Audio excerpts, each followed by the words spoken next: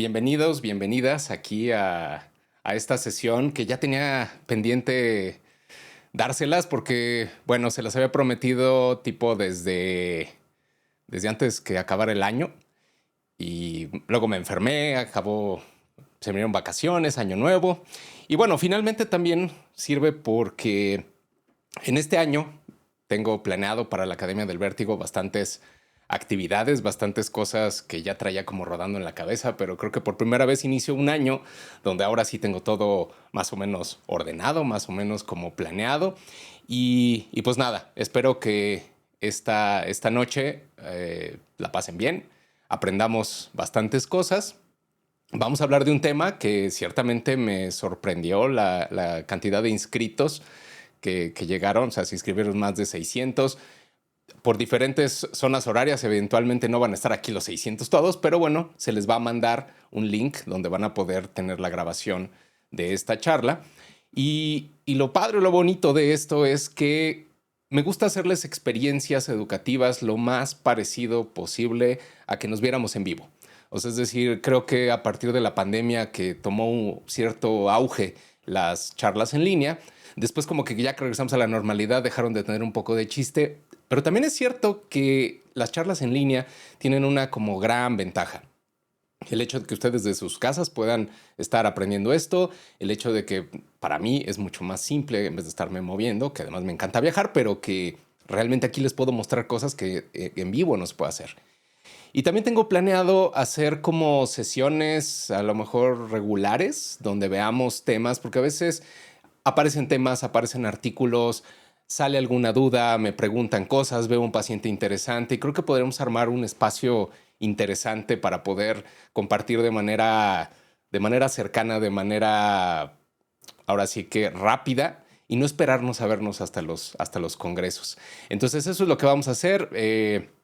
Vamos a probar algunas cosas nuevas que los que no han estado nunca en charlas de estas lo van a ver, es un poco diferente, tipo como streaming. Y vamos a ver, lo primero que quiero que me ayuden, bueno, ya estamos es como 150 participantes en el chat, ya veo que me están poniendo muchos mensajes que de dónde nos escriben y todo esto. Lo primero que vamos a hacer es, quiero saber de dónde nos escriben. Y para esto, bueno, ya pusimos aquí un mapa donde se han estado dibujando más o menos los países de donde nos escriban. Entonces, en el chat pónganme de qué país nos están viendo y van a ver que a tiempo real se empiezan a aprender aquí los países. La realidad me sorprende que tenemos gente, pues como verán, de prácticamente toda Latinoamérica, de Estados Unidos, de España, tenemos inscritos de Portugal, tenemos inscritos, creo que este es Suecia, o no sé qué país es este de acá. Entonces, esto está bien padre. Honestamente, el que podamos estar desde tantos lugares unidos aquí y sobre todo que una de las cosas que quise hacer para esta charla es justo este tipo de cosas. El hecho de que una charla en línea no sea simplemente escuchar y que salga una diapositiva y acá mi carita por acá, yo escribiéndoles, o que sea que hasta que no organice alguien un congreso. La verdad es que a partir de este año, la otoneurología, la medicina vestibular que quiero transmitirles viene cargada de una manera diferente. Quiero ahora sí que inspirarlos tanto como yo estoy inspirado y gente que me inspiró previamente a que esto les enamore, a que esto les guste, a que sea algo que lo aprendan en primer lugar para ayudarles a sus pacientes, justamente a que puedan tener una mejor atención. Pero sobre todo creo que muchos de los que estamos aquí cuando vemos a los pacientes con vértigo y mareo se nos hacen complicados, pero a la vez son tremendamente interesantes y cuando uno logra ayudarles a estos pacientes, creo que eso nos llena más de energías y además porque es algo que se tiene que hacer. La medicina vestibular tiene que mejorar. La sociedad Varani está enfocada a mejorarla y pues nada, estamos poniendo cada quien ahora sí que un granito de arena para que esto suceda. Excelente. Les comento, ustedes van a poder estar, mientras dure la charla, escribiendo preguntas. Por favor, en el mismo chat, escriban preguntas. Ya ven que aquí de repente aparecen aquí lo que nos escriben. Afortunadamente, ya a partir de esta charla tengo ayuda de la señorita productora que está aquí en nuestro estudio. Y entonces eso está padre, porque ya puedo estar yo charlando y me pueden aparecer las preguntas y las podemos estar contestando a tiempo real. Entonces, por favor, no interrumpen, simplemente cuando tengan una duda del tema que estemos hablando, me preguntan y estamos así. Y bueno, vamos a empezar esta sesión de Entendiendo BNG y BHIT. Y lo primero que hice fue al armar este Zoom, esta reunión, fue preguntarles acerca de qué información es la que ustedes querían que viéramos, ¿no? ¿Por qué? Porque si estamos haciendo una charla justamente donde invitamos a todos los profesionales de la salud que tienen que ver con medicina vestibular, con pacientes con vértigo y mareo, pues entonces tenemos otorrinos, tenemos audiólogos, tenemos fisioterapeutas, tenemos tecnólogos, tenemos de todos colores y sabores, y pues muchas veces hacer una charla como tan abierta a esto, pues puede hacer que o nos vayamos demasiado superficiales o nos vayamos demasiado profundos. Y pues lo primero que hice fue preguntar exactamente qué información desean que abordemos. Entonces analizamos los cuestionarios y más o menos esto fue lo que ustedes nos pidieron. Es decir, la mayoría lo que pidió para esta charla es que hablemos acerca de la interpretación de resultados y las gráficas, que creo que eso es lo más importante y creo que es lo que de hecho justifica el que estemos aquí reunidos, el que muchas veces estos estudios, estos reportes, nos vamos directamente a la interpretación y en ocasiones, a veces las interpretaciones no coinciden con lo que realmente se está ahí escrito en las gráficas. Y pues bueno, vamos a aprender a leerlas, ¿no? También correlación clínica y diagnósticos. Vamos a hablar un poco de diagnósticos, aunque no vamos a hablar de todos los diagnósticos, porque para esto pues, nos tomaría muchas horas. Y honestamente no sé ni cuánto va a durar esta charla, no tengo como tiempo predeterminado, me quiero ir a la velocidad a la que ustedes se sientan bien. Si de repente ya estamos cansados, nos vemos el próximo miércoles y le seguimos, no pasa nada. O si no, lo acabamos a tiempo y después podemos ahondar en otras situaciones, ¿no? Generalidades es también de lo que más nos pidieron. Y eso sí, lo que sí no vamos a ver ahorita, porque eso va a ser tema de otras sesiones, es justamente técnicas, parámetros y errores. ¿Por qué? Porque eso sí es como más de especialidades. Es decir, esto, sobre todo la técnica, es gente que ya hace pruebas vestibulares, que por supuesto después vamos a poder hablar de errores, de cómo mejorar nuestra técnica, de qué tips podemos hacer e inclusive, pues propiamente que invitarlos a que si quieren hacer rotaciones aquí en el Centro de Vértigo y Mareo de la Ciudad de México, de Guadalajara, para que justamente puedan mejorar su técnica, ¿no? Dice Verónica, dice, buenas noches, el link de la clase grabada, ¿por dónde lo mandarán? Lo vamos a mandar, Vero, por el correo electrónico que ustedes registraron al entrar a Zoom. O sea, nosotros tenemos la base de datos de todos los que ingresaron, entonces yo calculo, ahorita lo estoy grabando aparte, entonces para que se grabe con mucha más calidad, porque Zoom no graba así como que súper bien. Y yo creo que el fin de semana les va a llegar a su correo electrónico el link con el que pueden verlo. ¿Va? Entonces, dice que hay que aprender en su clínica. Sí, o sea, al final les voy a explicar un poquito cómo funcionan las rotaciones y sobre todo que ahorita les cuento un chisme porque estoy estudiando una maestría.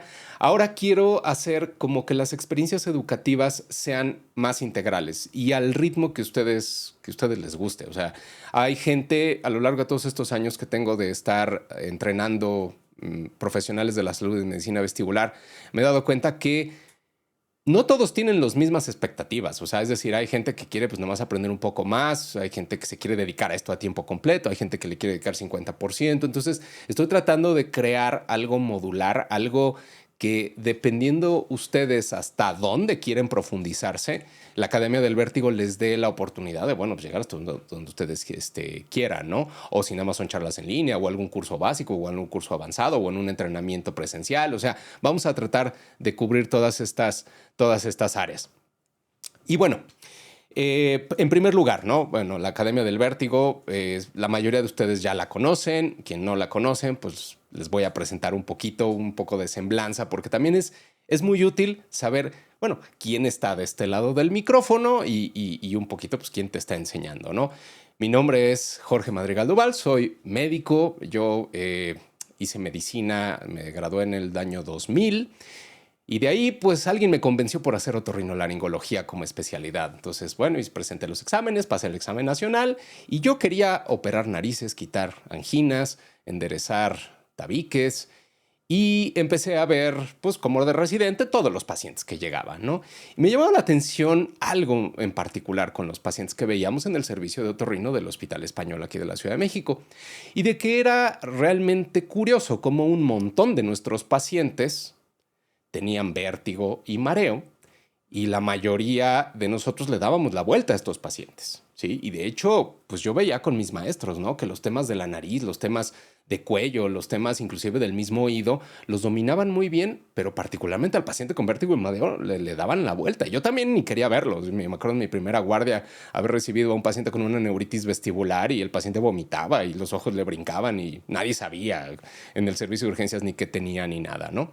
Entonces esto como poco a poco van a ver, y digo, la razón por la cual ven toda esta producción es porque tengo una neurodivergencia medio curiosa que hace que cuando me gusta algo me clavo hasta el fondo. O sea, entonces me empezó a gustar esto del vértigo y el mareo. Empecé a estudiar por mi parte, como que veían que yo era el que le gustaban los pacientes con vértigo y mareo, me los empezaban a mandar a mí. Y por allá por el R4 nos dieron la oportunidad de rotar y de ir a cuanto curso quisiéramos. Y fui a la Academia Americana de Otorrino y ahí justamente conocí a este sujeto, que bueno, si lo reconocen, este sujeto se llama ya, bueno, se llamaba, ya se murió desafortunadamente, John Epley. John Epley, que fue el creador de la maniobra que posiblemente todos ustedes usan para los pacientes con vértigo postural paroxístico benigno del canal semicircular posterior. Vean nomás aquí qué chamaquito y greñudo estaba.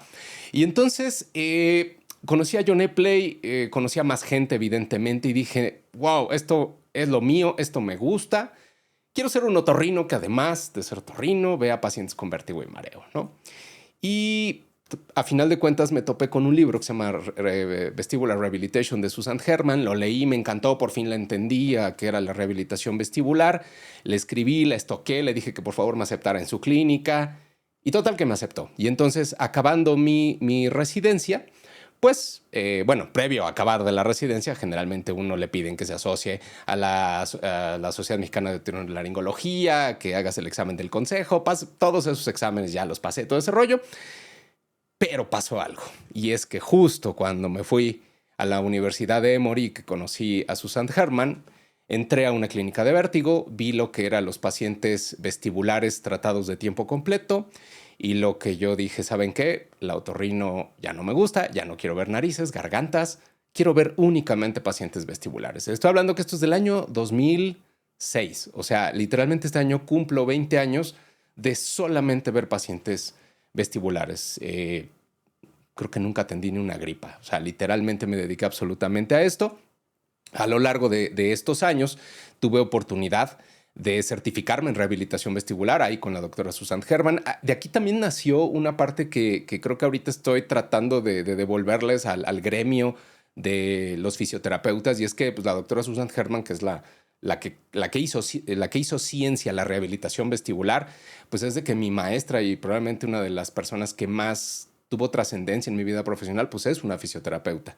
Entonces, me certifiqué en la American Physical Therapy Association y posteriormente cuando regresé a México, pues dije, me quiero dedicar al vértigo y mareo. Fundamos el Centro de Vértigo y Mareo de la Ciudad de México, que después, durante la pandemia, hicimos otra clínica en la ciudad de Guadalajara, aquí en México. Y prácticamente poquito antes de que iniciara la pandemia, se me ocurrió hacer esto de la Academia del Vértigo. ¿Por qué?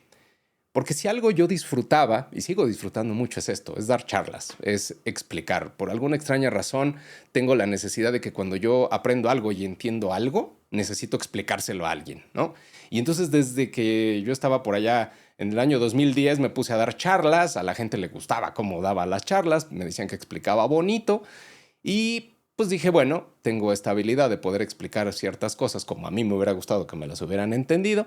Y pues nada, fundamos la Academia del Vértigo. A lo largo de estos años hemos hecho tanto eventos presenciales como eventos virtuales. Hemos, la verdad, a varias centenas de alumnos. Y a la vez esta unión que hay de la Academia del Vértigo con el Centro de Vértigo y Mareo, que es la parte asistencial, la parte clínica, pues hemos podido entrenar a mucha gente tanto en la parte teórica, que son los cursos, como en la parte práctica, en las rotaciones. Actualmente tenemos rotaciones tanto de un mes, como intensivas de una semana, como dirigidas a fisioterapeutas.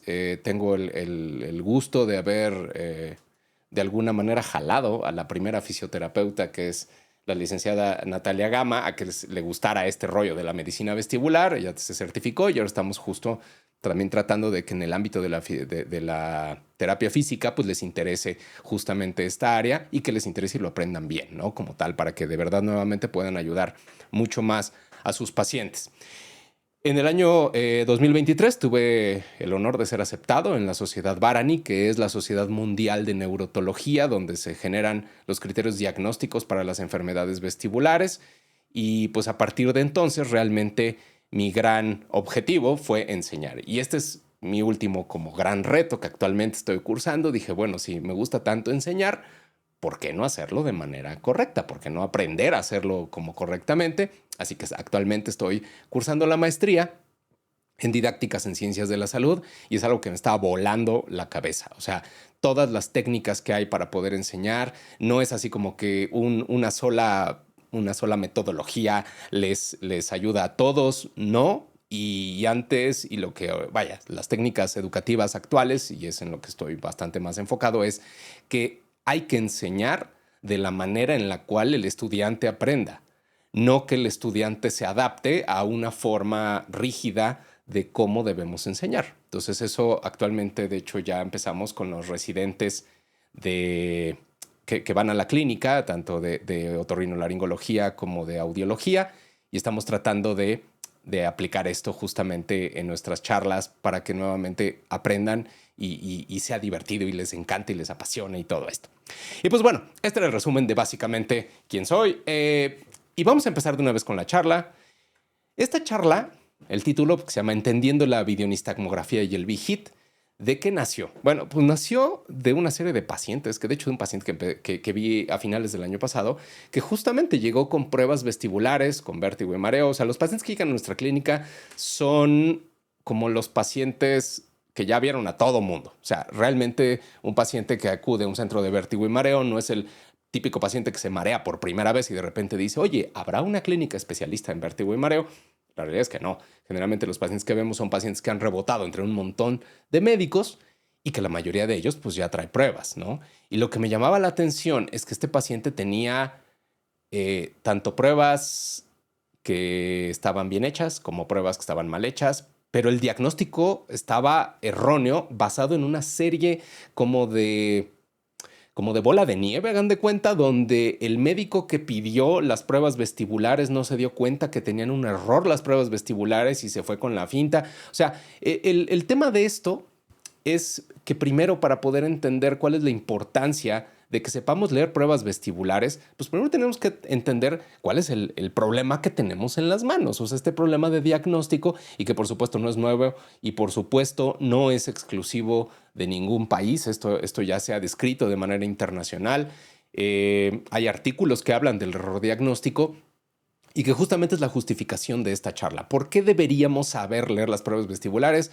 Oye, pero soy fisioterapeuta. Las tienes que saber. O sea, si quieres ver pacientes mareados, es prudente que sepas saber leerlas. Oye, soy otorrino. Bueno, pues aquí el punto es que si alguien manda pruebas vestibulares, justamente son los otorrinos. Y así como los otorrinos, cuando mandan, por ejemplo, una tomografía de nariz y senos paranasales, y lo primero que hacen cuando reciben el sobre con las placas es ver las placas y posteriormente ver el reporte, esto debería de pasar igual con las pruebas vestibulares. Sin embargo, he visto que desafortunadamente muchos otorrinos que mandan pruebas, les llega la prueba y no saben leer las rayitas, ¿no? Y claro, no es tan sencillo, hay que saber un par de cosas, no pretendo que ahorita en una hora de charla salgan haciendo diagnósticos, pero sí nos vamos a basar en lo que la Sociedad Varani recomienda en cuanto al currículum vestibular. Entonces, la justificación de por qué deberíamos saber leer estas pruebas vestibulares es porque este es un artículo bien interesante que se publicó en el 2015 por el doctor Kerber y el doctor Newman Tucker acerca del error diagnóstico que tenemos actualmente con los pacientes vestibulares. Y hay algo que sale aquí que es muy impactante y es este número, ¿no? El error diagnóstico en patología vestibular va del 74 al 81%. O sea, la mayoría de los pacientes que acuden por vértigo y mareo al primer médico que lo vean, solamente hay alrededor de un 20% de probabilidades de que realmente salgan con un diagnóstico. Entonces, sí, ese es el problema basal. O sea, el problema es no tenemos adecuados diagnósticos, ¿ok? Y claro que el diagnóstico de un paciente con vértigo y mareo no se basa en las pruebas. Eso es súper importante. No se basa en las pruebas. Se basa principalmente en el interrogatorio y en la exploración física y en las pruebas. Entonces vamos a ver durante esta charla dónde ocupa, qué espacio ocupan las pruebas vestibulares, la BNG y el VIGIT y las pruebas calóricas en el diagnóstico de estos pacientes. Ahora, ha habido mucho, digamos, como duda de, bueno, ¿y quién tiene que hacer las pruebas? ¿Hasta dónde quién debe de poder leerlas? Más porque sabemos actualmente que el manejo del paciente con vértigo y mareo es un manejo multidisciplinar. O sea, se involucra el audiólogo, se involucra el otorrino, se involucra el neurólogo, se involucra el médico de urgencias. Vaya que se involucra el fisioterapeuta, particularmente los fisios que están especializados o quieren enfocarse en rehabilitación vestibular. Entonces, lo que hizo la Sociedad Barani en el año 22 es publicar este artículo que sugiere el currículum. ¿El currículum qué es? Básicamente el currículo de cualquier materia, de cualquier carrera, es una lista de conocimientos que aportan al objetivo de la carrera. O sea, es decir, dices, oye, medicina vestibular. ¿Qué cosa es medicina vestibular? Cualquier actividad en salud del paciente con vértigo y mareo, ¿sí? O sea, medicina vestibular la practican los fisioterapeutas que hacen rehabilitación vestibular. Medicina vestibular la está realizando el tecnólogo médico que hace pruebas vestibulares. La está haciendo el otorrino, la está haciendo el médico de primer contacto. O sea, medicina vestibular es todo eso como tal. Y entonces, este currículum lo que engloba es la recomendación de lo que debería de saber como cada una de estas piezas de profesionales de la salud acorde al paciente con vértigo y mareo.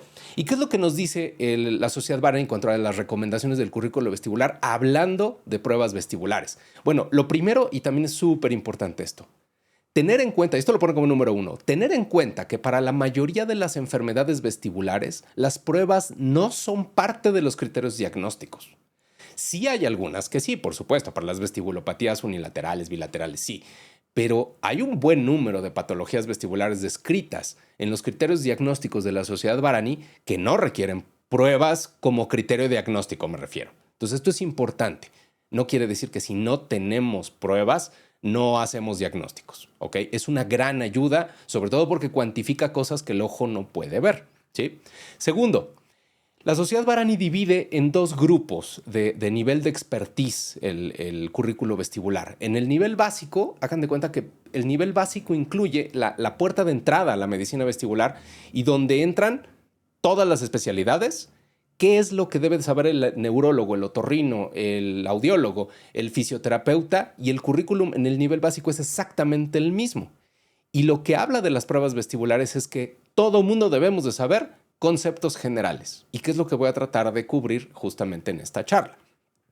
En nivel experto, que sería el nivel que le sigue, ahí sí cambia. El nivel experto en el currículum vestibular, ahí sí depende de cuál es el origen del profesional de la salud. Por ejemplo, hablando de los audiólogos se les pide que el nivel experto de medicina vestibular sean los másters de las pruebas vestibulares. O sea, básicamente la calificación o digamos el grading en inglés, o sea, el nivel de expertise que pide la Sociedad Barani va del 1 al 4, siendo 1 lo más básico, que sepas que existe, 2, que sepas conceptos básicos, 3, que sepas bastante y 4, que seas el experto. Entonces, el nivel experto de pruebas vestibulares para los audiólogos tiene que estar en nivel 4, ¿sí? Pero, por ejemplo, para el otorrino tiene que estar en nivel 3. Nivel 3 quiere decir que un otorrino debe de saber leer una prueba vestibular y hacer una interpretación, aún sin que venga con el papel de la interpretación.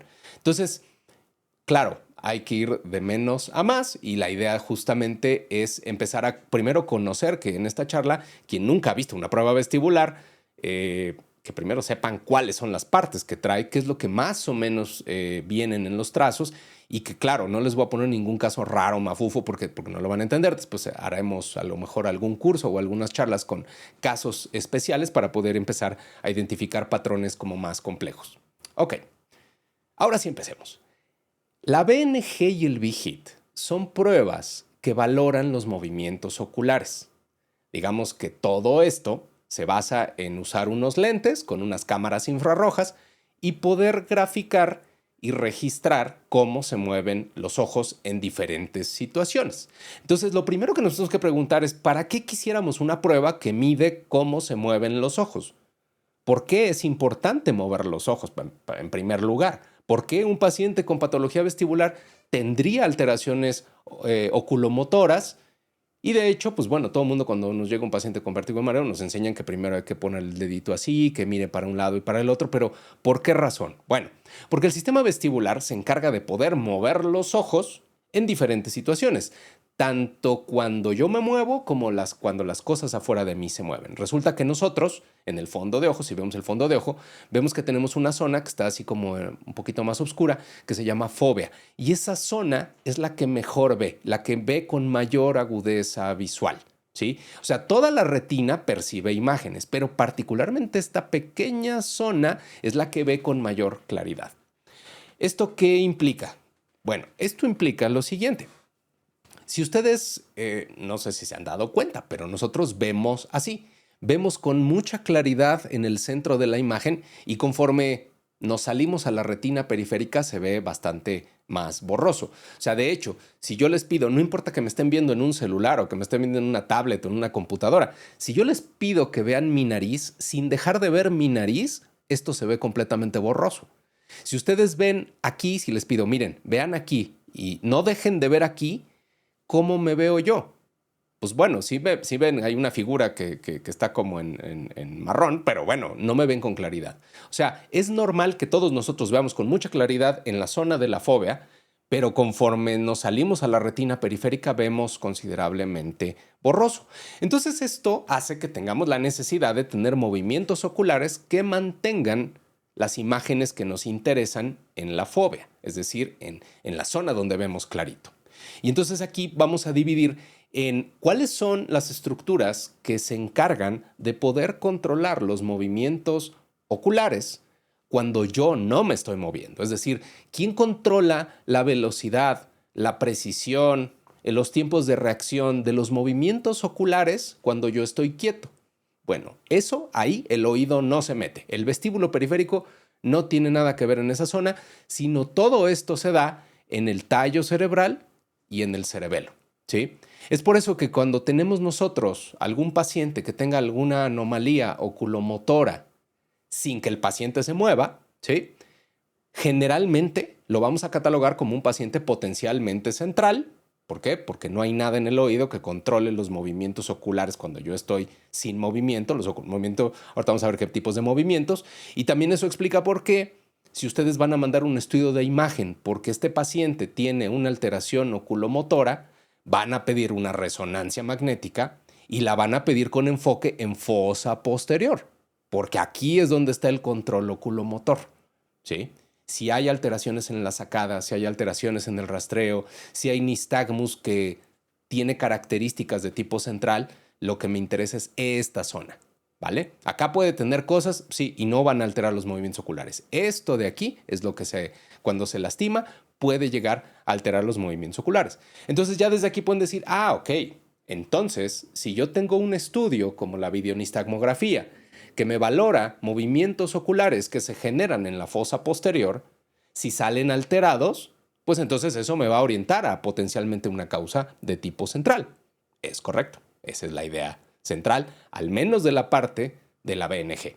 Y por supuesto también tenemos que entender para qué sirve nuestro sistema vestibular periférico, o sea, el laberinto en la porción posterior, donde están los canales semicirculares, el sacro y el utrículo, también forman parte del sistema vestibular. Nada más que lo que hace el vestíbulo periférico es esencialmente funcionar como un velocímetro, ¿sí? Aquí tenemos un esquema, sobre todo esto está más pensado en los fisios. La parte vestibular del oído no se puede ver por una otoscopía. Si yo me asomo por aquí, lo que me voy a topar es con el tímpano y no puedo valorar más atrás. Entonces, cuando llega un paciente y dice, no, pues estaba yo mareado y de repente fui con el médico y se asomó a mi oído y me dijo, no, pues en el oído no tienes nada. No, y si te asomas no vas a encontrar absolutamente nada. No importa que tengas una lesión vestibular. O sea, la parte importante es esto que está en morado. Esto que es como un caracol es la cóclea, esta es la parte auditiva del oído. Ahorita esa no nos interesa mucho, sino nos vamos a enfocar en esto, que es la porción posterior, que es el vestíbulo y que justamente, como les decía, funciona como un velocímetro. O sea, básicamente es el sensor que le dice a mi cerebro cuando yo me estoy moviendo, cuando mi cabeza se encuentra en movimiento, tanto en giros como en aceleraciones, como en inclinaciones. También funciona como un inclinómetro, como un sensor de inclinación. Y entonces cuando falla esta zona, pueden pasar dos cosas. O el vestíbulo le manda una señal falsa de movimiento al cerebro, es decir, el oído por alguna patología siente un movimiento que no existe y entonces el cerebro le cree y provoca movimientos oculares que generalmente son en la forma de un nistagmus periférico y es lo que da la sintomatología que conocemos como vértigo. Y también puede ser que a lo mejor no da una señal falsa, no sé, en otro tipo de patologías como en las vestibulopatías bilaterales, donde no da una señal falsa, pero simplemente no da señal. Y entonces esto, ¿qué implica? Bueno, que mientras estés quieto no sientes nada, pero cuando te mueves, se hace evidente que tienes un déficit en el sensor de movimiento. Entonces, tenemos que tener alguna prueba que valore cómo interpreta el vestíbulo periférico las sensaciones de movimiento. Y para eso justamente es para lo que se diseñó la prueba conocida como Video Head Impulse Test y las pruebas calóricas que vamos a ver a continuación. ¿Sale? ¿Hasta ahorita alguna duda? ¿Cómo vamos? ¿Vamos tranquilitos? Para que se empiece a subir en complicación. ¿Sale? Muy bien, dice Daniela, dice, en el caso de la cinetosis, ¿qué sería lo que está alterado? Esa es una muy buena pregunta. Curiosamente no está alterado nada. O sea, no está alterado desde el punto de vista que no hay daño. Lo que está alterado es cómo se procesa la percepción o digamos, el que cuadre lo que tus ojos ven con lo que tus oídos sienten que se mueven. Eso es tema de otra sesión que vamos a tener aquí. ¿Ok? Entonces, ahora sí. ¿Para qué sirve nuestro sistema vestibular periférico? Para detectar los movimientos de la cabeza. Y eso, a su vez, ¿qué es lo que detona? Bueno, detona varios reflejos, pero particularmente el más importante y el que se va a medir en las pruebas calóricas y en las pruebas de Video Head Impulse Test es este reflejo que permite que cuando yo estoy moviendo mi cabeza, si estoy viendo un punto fijo, si vean la posición de los ojos como que no se mueve, como que si estuviera mirando al mismo punto, no importa que la cabeza se esté moviendo. ¿Sí? Eso se llama reflejo vestibulocular.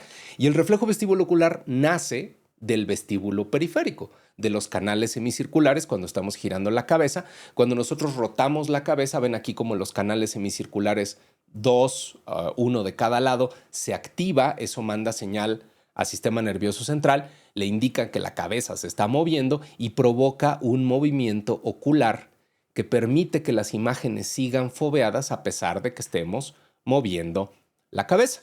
¿Sí? Dice Juan, dice, oye, ¿y en pacientes ciegos se pueden hacer estas pruebas? Esa es una gran pregunta y la respuesta es la BNG, el VHIT y las pruebas calóricas. Probablemente las pruebas calóricas sí, porque no dependen de fijación visual, pero la BNG y el VHIT dependen de que el paciente fovee. Ahora, acuérdense que no, un paciente ciego no es así como que ve o no ve, como si fuera un switch. O sea, si el paciente es capaz de poder percibir un punto de luz, se puede hacer esta prueba. ¿Sí? Si el paciente está completamente ciego, definitivamente las pruebas tanto de BNG como de VHIT simplemente no van a ser válidas porque todas estas pruebas valoran los movimientos oculares que se necesitan para mantener la foveación. ¿Ok? Entonces, bueno, el vestíbulo, les digo, sistema nervioso central, estructuras de fosa posterior, tallo cerebral, cerebelo, controlan los movimientos oculares que se llaman sacadas, rastreo optocinético, que básicamente son los movimientos oculares cuando yo no me estoy moviendo, y el vestíbulo periférico controla el reflejo vestíbulo ocular, que es un movimiento que se da cuando yo muevo la cabeza. Entonces, esta cosa hay que entenderla bien, separarlos. Generalmente yo les digo a los pacientes, te tengo que hacer una BNG donde vamos a valorar cómo se mueven tus ojos cuando tu cabeza está quieta. Te voy a hacer un VHIT para valorar cómo se mueven tus ojos cuando tu cabeza está en movimiento. A grandes rasgos, eso es lo que les explico.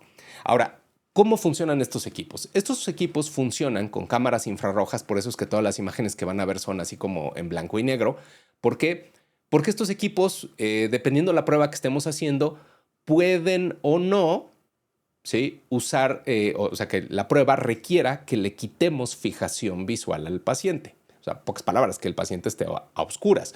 taparle los gogles. Entonces, si tú le tapas los gogles, tienes que tener un tipo de luz en la cual tú puedas ver los ojos, pero el paciente que no vea luz. Entonces, para eso usamos luces infrarrojas, se usan cámaras que detectan la luz infrarroja.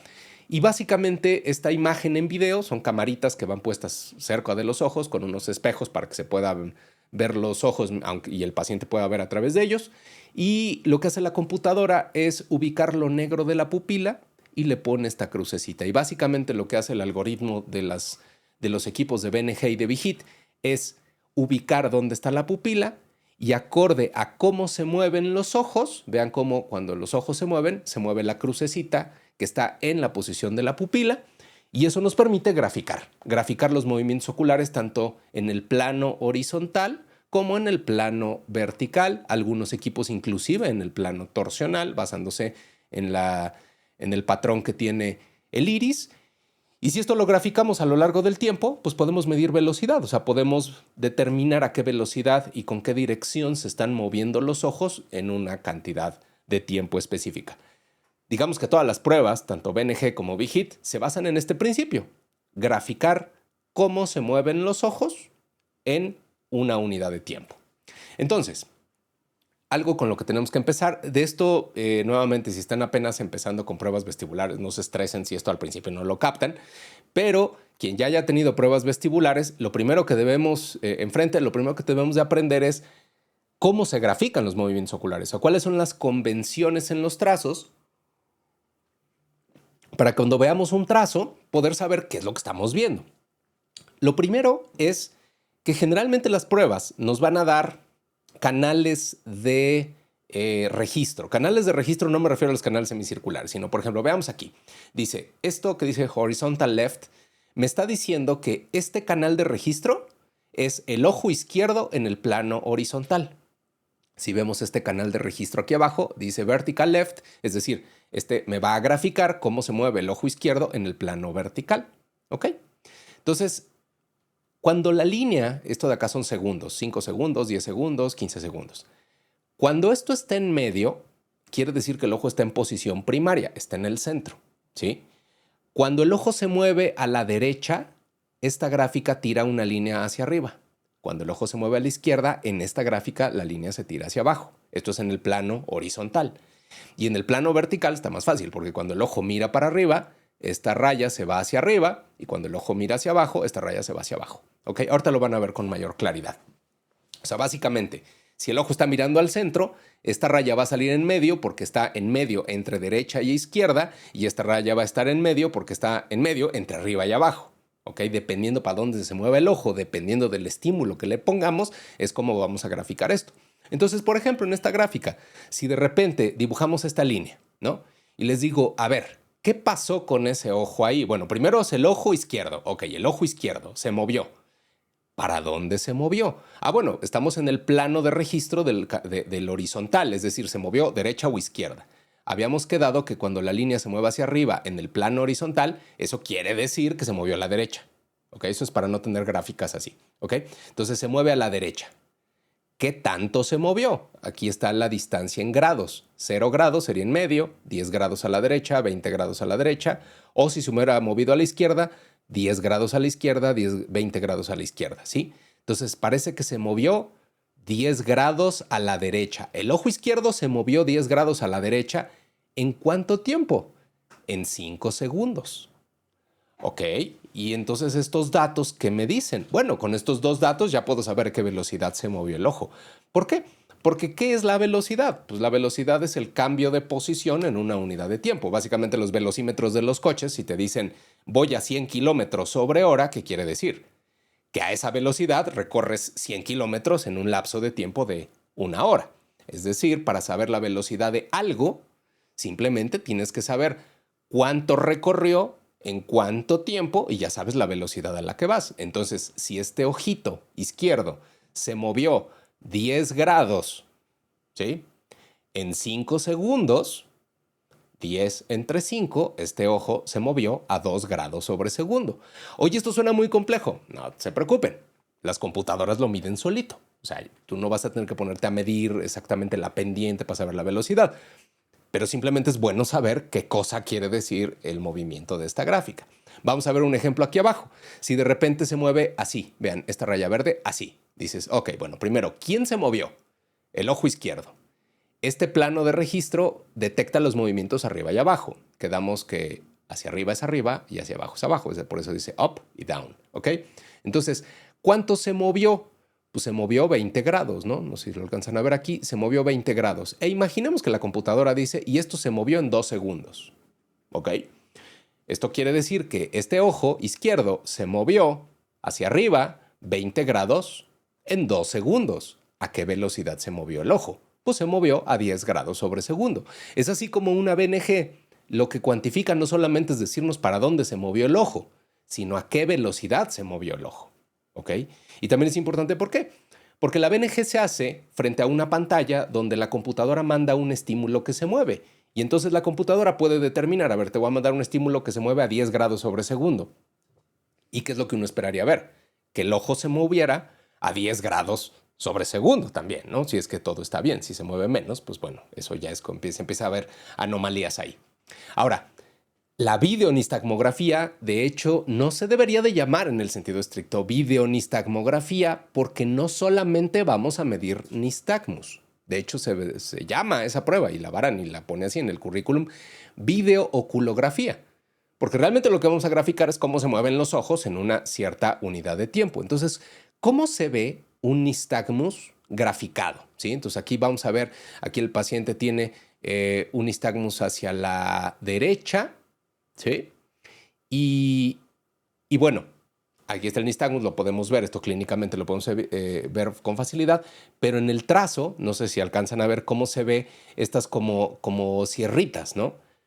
Y hay que entender esas sierritas. ¿Por qué? Porque los reportes no me van a traer en el video, me van a traer el trazo. Y entonces yo viendo el trazo necesito saber qué pasó ahí. Entonces vamos a ver, tengo un trazo así y yo digo, y aquí el ojo para empezar hizo sierritas. Y quedamos que las sierritas quiere decir que tuvo nistagmus, ¿sí? Lo primero que tengo que saber es, bueno, ¿y para dónde fue el nistagmus? Aquí lo primero es que estoy viendo un canal de registro horizontal. Quedamos que en los canales de registro horizontal, por convención, cuando la línea se va hacia acá, hacia arriba, es que el ojo se movió a la derecha. Cuando la línea se va hacia acá abajo, es que se movió a la izquierda.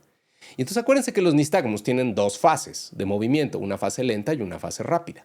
Si ven, por ejemplo, aquí, esto que está pintado en verde y después esto que está en rojo, esto que está en verde, luego en rojo, esto que está en verde, luego en rojo. Se darán cuenta que aquí tenemos 2 tipos de movimiento. El que está en verde es un movimiento lento. ¿Por qué? Porque tarda en moverse. Vean cómo esto es lento y de repente llega al punto rojo y es rápido. Lento, rápido. Lento, rápido. Entonces, ¿para dónde va lento? Va lento para la derecha. ¿Y para dónde va rápido? Va para la izquierda. Entonces, ¿para dónde tiene este paciente nistagmus? Bueno, este paciente tiene nistagmus a la izquierda. ¿Por qué? Porque la fase rápida va a la izquierda y les ponemos los nombres a los nistagmus acorde a las fases rápidas, ¿sí? Pero curiosamente las fases lentas son las que nos interesan. Eso ahorita no me voy a meter por qué, pero básicamente es el reflejo vestibulocular cuando tenemos un nistagmus espontáneo de tipo vestibular. Entonces lo que hacemos es que medimos la pendiente de las fases lentas y esto nos dice la velocidad del nistagmus en cuestión. En este caso es un nistagmus que el movimiento se movió 40 grados en un lapso de 2 segundos, es decir, este nistagmus va a una velocidad de 20 grados sobre segundo. Igual, esto es nada más para que sepan que si ustedes ven este patrón de sierritas, eso quiere decir que el paciente tiene nistagmus. Si el paciente no tiene nistagmus porque es una línea recta, quiere decir que el ojo se quedó quieto. Si el ojo se pone a brincar, lo que va a dibujar son estas sierritas. Y tenemos que diferenciar las fases lentas de las rápidas para poder saber si es que está teniendo nistagmus en qué dirección. Ahora, si me dicen es que clínicamente es más fácil verlo. Sí, definitivamente, ¿no? O sea, esto es una forma de registrar lo que nosotros estamos viendo en la exploración física. Y de hecho, la videonistagmografía y la electronistagmografía, que era como antes registrábamos los movimientos oculares, era basándonos primero en una exploración física y después la necesidad de medirlos. Dice María Victoria, dice, oye, para que sea nistagmus debe ser rítmico, ¿no? Constante. Sí. O sea, un solo movimiento no quiere decir que... O sea, si de repente tu ojo hace ¡pac! No quiere decir que eso es un nistagmus, tiene que ser rítmico, se tiene que estar disparando uno tras otro, uno tras otro, uno tras otro de manera involuntaria y debe de tener una fase lenta al menos.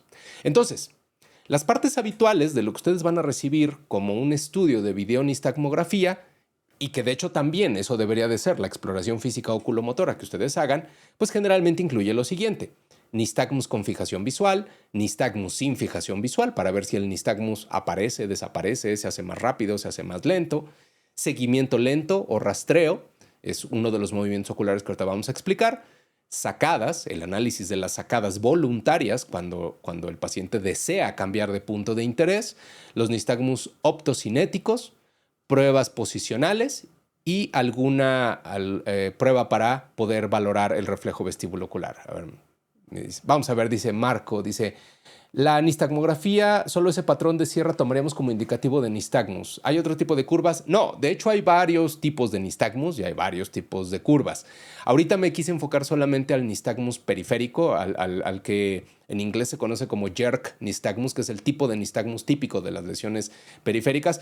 Pero bueno, hay unos de velocidad creciente, de velocidad decreciente, hay nistagmus pendulares. Ahorita, por cuestiones de que esta charla va como de inicio, les estoy poniendo el típico nistagmus o el más común que se van a encontrar, ¿sí? Inclusive porque aún en trazos a veces distinguir de los nistagmus de velocidad incremental o de velocidad decremental, luego no es tan fácil verlos. Entonces, bueno, todo esto, que es una exploración física, la vamos a cuantificar en una videonistagmografía. Y entonces empecemos. Primero es: ¿con qué empezamos típicamente una exploración física? Pues primero, oculomotora me refiero. Pues lo primero es saber si el paciente tiene o no nistagmus. Y generalmente en la exploración física pues empezamos poniéndole así un dedo, un punto de interés. Por ende, estamos valorando si es que hay nistagmus con fijación visual, porque sin fijación visual tendríamos que taparle los ojos y poder ver sus ojos mientras que los ojos están tapados, que ahorita vamos a ver. Entonces, clínicamente, ¿cómo se hace esto? Pues clínicamente yo le pongo mi dedo o una lamparita, un puntito, lo que ustedes quieran, que el paciente se le quede viendo fijamente. Y aquí vamos a valorar dos cosas. Primero, que el paciente pueda mover sus ojos, que sean un movimiento conjugado. Los dos ojos se tienen que mover, que el paciente no vea doble, que no haya limitación a los movimientos oculares y que no haya nistagmus en las 5 posiciones de la mirada. En posición primaria, que es al centro, a la derecha, a la izquierda, arriba, abajo, ¿sí? Y entonces eso mismo lo vamos a graficar en la BNG. ¿Esto cómo lo vamos a ver? Bueno, pues como se lo imaginan, aquí está, el paciente está frente a la pantalla, aparece en primer lugar un punto en el centro y de repente la computadora pues va cambiando la posición del punto. Ahí, por ejemplo, está el paciente viendo enfrente, aquí está el canal horizontal y el canal vertical de ambos ojos. Vean cómo los dos se mantienen en el centro, ¿por qué? Porque está viendo al medio, al centro. De repente el estímulo cambia de posición. Aquí, si se fijan, el estímulo cambia hacia la izquierda, los ojos miran hacia la izquierda y en el plano vertical pues no se movió arriba y abajo, se queda en medio. Entonces aquí está el paciente mirando a la izquierda, regresa al centro, al cero. Después se le pone un estímulo a la derecha. Se fijan, ahora cambió acá, hacia arriba, que quedamos que por convención era la derecha. En el plano vertical no se debe de mover nada, puesto que estamos derecha e izquierda sin que el ojo se mueva para arriba y para abajo. Después de esto, ahora sí el estímulo lo vamos a echar para arriba. ¿Sí? Vean cómo ahora se mueve para arriba acá y en el plano horizontal se mantiene en medio. ¿Sí? Y como se pueden esperar, pues la última parte es cuando el paciente mira hacia abajo, que debe de ir acorde a esta línea que se ve como delgadita amarillita, es el estímulo, es el puntito. Entonces, en una prueba de BNG yo puedo ver eso. ¿Qué tan fiel fue el movimiento del ojo, esta línea como roja y azul, en relación al amarillo, que es el movimiento del estímulo? Entonces, básicamente aquí tengo varias gráficas. De hecho, el reporte de esta prueba va a ser algo parecido a esto, ¿sí? De hecho, aquí nada más les puse algunas para que lo vieran más o menos de tamaño grande. Aquí dice gaze center, es decir, el paciente con fijación visual mirando al centro, tanto en el plano horizontal como en el plano vertical, pues se mantienen en 0 grados, ¿sí? Después dice mirada hacia la derecha. En el plano de registro horizontal se mueve hacia arriba, que quiere decir que es hacia la derecha, mientras que en el plano vertical no se mueve nada. Mirada hacia abajo, mantiene que no se mueve nada en el plano horizontal, pero se mueve hacia abajo en el plano vertical. O sea, básicamente esto que acaban de ver rápido, que es lo que haríamos mirando hacia acá, hacia arriba y hacia abajo, serían 5 gráficas de estas que les indican simplemente si encontraron o no presencia de movimientos oculares anormales, ¿no? Si yo aquí viera que el ojo se pone a brincar así como haciendo sierritas, entonces, ok, en la posición de mirada a la derecha encuentro nistagmos, ¿ok? Dice Julián, dice, hola doc, buenas noches, ¿hay patología asociada entre el timing del estímulo y la respuesta ocular? Sí, pero en esta prueba no se mide en las sacadas, que ahorita vamos a hablar de ellas. Muy bien, entonces esto es lo más básico. Primero, o sea, que cuando ven un trazo, ustedes sepan para dónde se movió el ojo. Oye, ¿requiere práctica? Sí, requiere práctica. Al principio no le entiende uno, al principio no le entiende uno, pero eso es lo primero. O sea, vean, aquí les voy a hacer una como correlación entre cómo exploran contra lo que ven en un trazo. ¿Ok? O sea, básicamente una BNG es la representación gráfica de lo que ustedes debieron de haber hecho en la exploración física. Y claro, y se puede cuantificar, ¿no? Después, tenemos que tener alguna manera de remover fijación visual. ¿Por qué? Pues porque tenemos nistagmus que aparecen hasta que removemos fijación visual, o tenemos nistagmus que se incrementan cuando removemos fijación visual, particularmente los nistagmus de tipo vestibular periférico, y tenemos también algunos centrales que son al revés, o sea, con fijación visual se detonan y sin fijación visual se desaparecen. Entonces siempre es prudente tener en el consultorio algún método de remoción de fijación ocular, que típicamente, y lo que más se usan ahorita, pues son lentes de Frenzel o videofrenzel. Frenzel cuando les ponemos unas lupas así como muy grandes, videofrenzel cuando tenemos una cámara infrarroja y lo estamos observando en una pantalla. Entonces lo que voy a valorar aquí pues, es si el ojo se queda quieto o tiene nistagmus o brincotea cuando le quito fijación visual, y lo voy a comparar contra la prueba que hice previamente, que es con fijación visual, ¿ok? Entonces, típicamente el trazo es más o menos igual. ¿Cómo me voy a saber? Porque aquí puede arriba decir nistagmus espontáneo, puede decir sin fijación visual. El operador tiene chance de cambiarle aquí la etiqueta. Y básicamente lo que vamos a ver es que el ojo no se queda completamente quieto. Por ejemplo, en este caso, si se fijan, la raya no está así perfectamente sobre la isoeléctrica, pero tampoco hay un patrón así como de rítmico de piquitos y piquitos y piquitos y piquitos. O sea, es normal que sin fijación visual los ojos busquen un punto de medio a donde agarrarse, y es probable que la línea no salga así perfecta, pero lo que aquí me interesa ver es que no tenga el patrón nistágmico de las sierritas que les enseñé hace rato.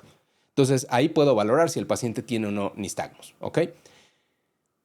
Ahora sí, vámonos a las oculomotoras ya cuando ponemos un estímulo como tal. Vamos a empezar por el seguimiento lento o el rastreo. ¿Qué cosa es el rastreo? ¿Qué cosa es el seguimiento lento?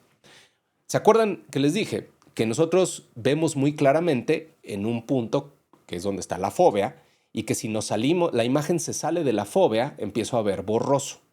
Entonces, ¿qué sucede cuando yo quiero observar algo que me interesa y ese objeto se mueve? Bueno, si aquí está mi ojo, es más, aquí tengo un ojo.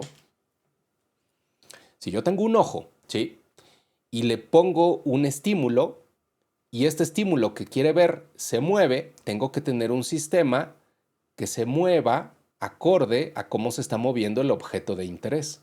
Ese sistema se llama rastreo. Y ese rastreo funciona, en primer lugar, cuando la retina se da cuenta que el objeto que está viendo se sale de la fóvea, y entonces activa un movimiento que trate de ir correteando el objeto que me interesa. Básicamente el rastreo es este movimiento ocular que nos sirve para poder mantener foveadas las imágenes cuando la imagen que yo quiero ver se está moviendo. ¿Cómo lo exploro típicamente en el consultorio? Pues bastante simple, le pones el dedo al paciente así y se lo mueves suavecito de lado a lado, suavecito. Porque si lo haces muy rápido, entonces la señal de error es demasiado grande y entonces el paciente no puede rastrear. El rastreo solo funciona a velocidades lentas. Entonces, si yo le pido aquí que vea mi dedo y le hago así, ¿sí? Lo que debo de ver es un movimiento ocular suave de lado a lado, ¿sí? No debe dar brincos, porque los brincos se llaman sacadas, ¿ok? El ojo tiene que moverse suavemente de lado a lado. Oye, ¿con qué amplitud? Pues con la misma con la que se te movió el estímulo, porque si el ojo se mueve menos de lo que se mueve el estímulo, pues entonces quiere decir que el rastreo no funciona bien. También, ¿qué pasa? Si yo quiero rastrear y en vez de que cuando yo muevo el estímulo, en vez de que el ojo se mueva suavemente, va dando de brincos. Bueno, pues entonces eso quiere decir que no tiene sistema de rastreo, que lo que estás haciendo es sustituir el rastreo con otro movimiento que tenemos que se llaman sacadas, que justamente las sacadas, esas sí ponen el ojo a brincar, ¿ok? Entonces, esto es como se ve un rastreo lento típico, normal. ¿Y cómo se ve en la BNG? Bueno, en la BNG el paciente está frente a una pantalla, lo mismo, y entonces aparece un punto de luz que se mueve de lado a lado, como si fuera un péndulo. Y pues, ¿qué vamos a graficar? El mismo movimiento que vimos así a la exploración física. Vean cómo el ojo se mueve de lado a lado, pero aquí se va graficando el movimiento ocular, que cuando el movimiento es pendular, se va a dibujar un sinusoide.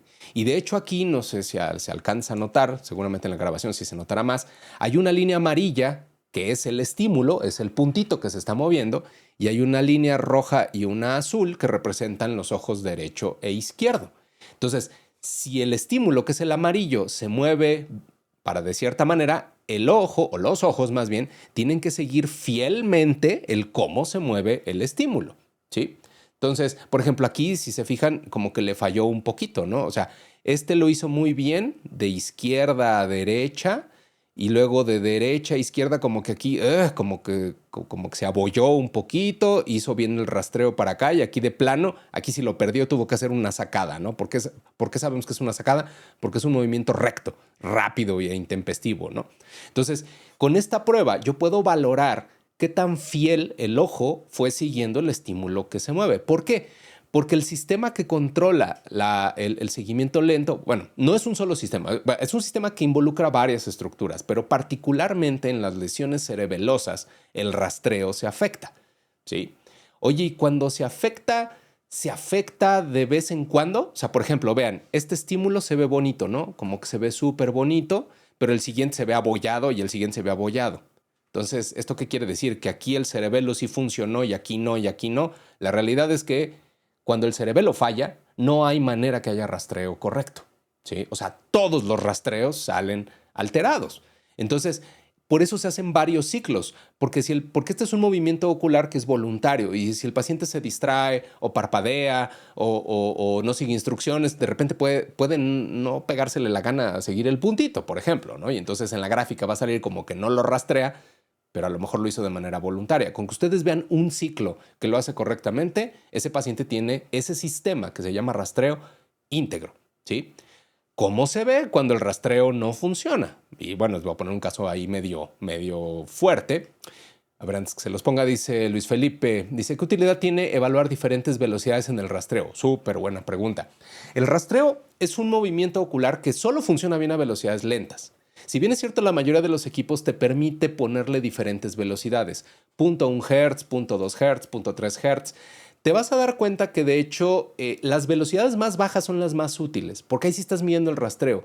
Inclusive en personas que no tienen patología, cuando les pones un rastreo muy rápido, va a empezar el paciente a fallar y eso no quiere necesariamente decir que hay patología. Otra cosa importante es, en el rastreo es importante que el paciente vea bien. O sea, un paciente que tiene trastornos visuales, podría el rastreo no salir tan bonito, porque el rastreo se basa en la foveación, ¿sí? Y la otra situación es que en adultos mayores el rastreo puede estar alterado y aquí no me quiero aventurar a decir normal, porque nuevamente hay pacientes adultos mayores que tienen rastreos mejor que el mío. Entonces, más bien, digamos que es común que a partir de cierta edad, a partir de los 50, 60 años, pudiera ser que el rastreo esté alterado. Que eso no necesariamente no, o sea, quiere decir que paciente adulto mayor que tenga rastreo alterado, ay, pues es por la edad. No, o sea, es una prueba muy sensible, pero poco específica. ¿Ok? Por ejemplo, este es un claro ejemplo de un paciente que tiene cero rastreo por un problema cerebeloso.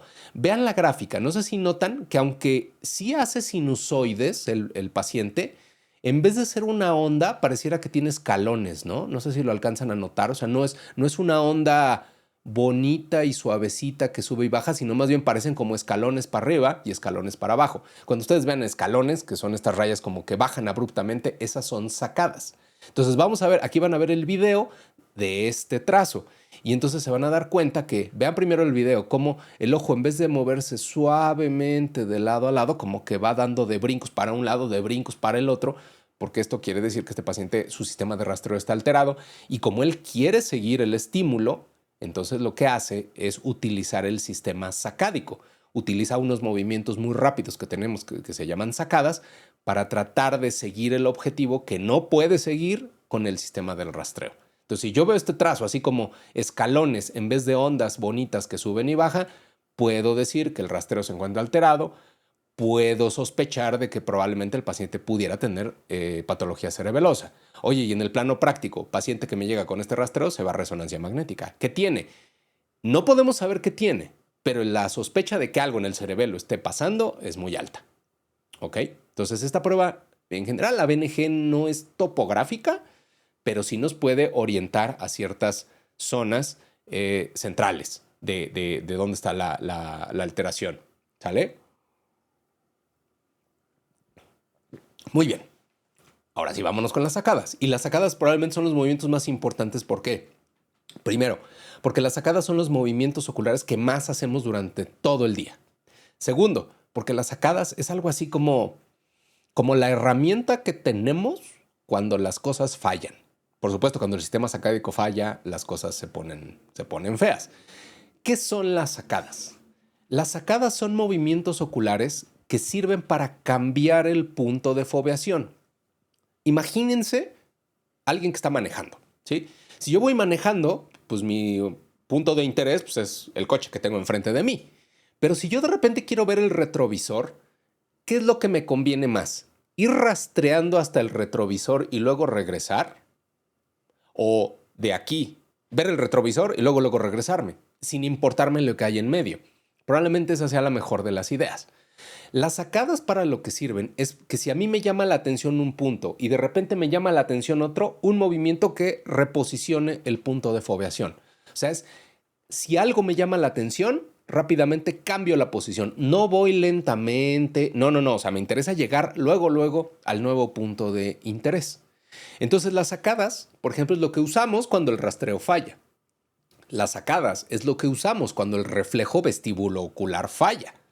Es algo así como el movimiento ocular que más hacemos durante el día. Nosotros, por ejemplo, leemos haciendo sacadas. Uno pensaría que cuando uno lee con rastreos, pero no, porque las letras no se mueven. Uno lo que va haciendo es que el ojo va haciendo sacadas. Si no, pongan a cualquier persona a leer y observen sus ojos y van a ver que lo que van a ver son brincos de los ojos en esta manera.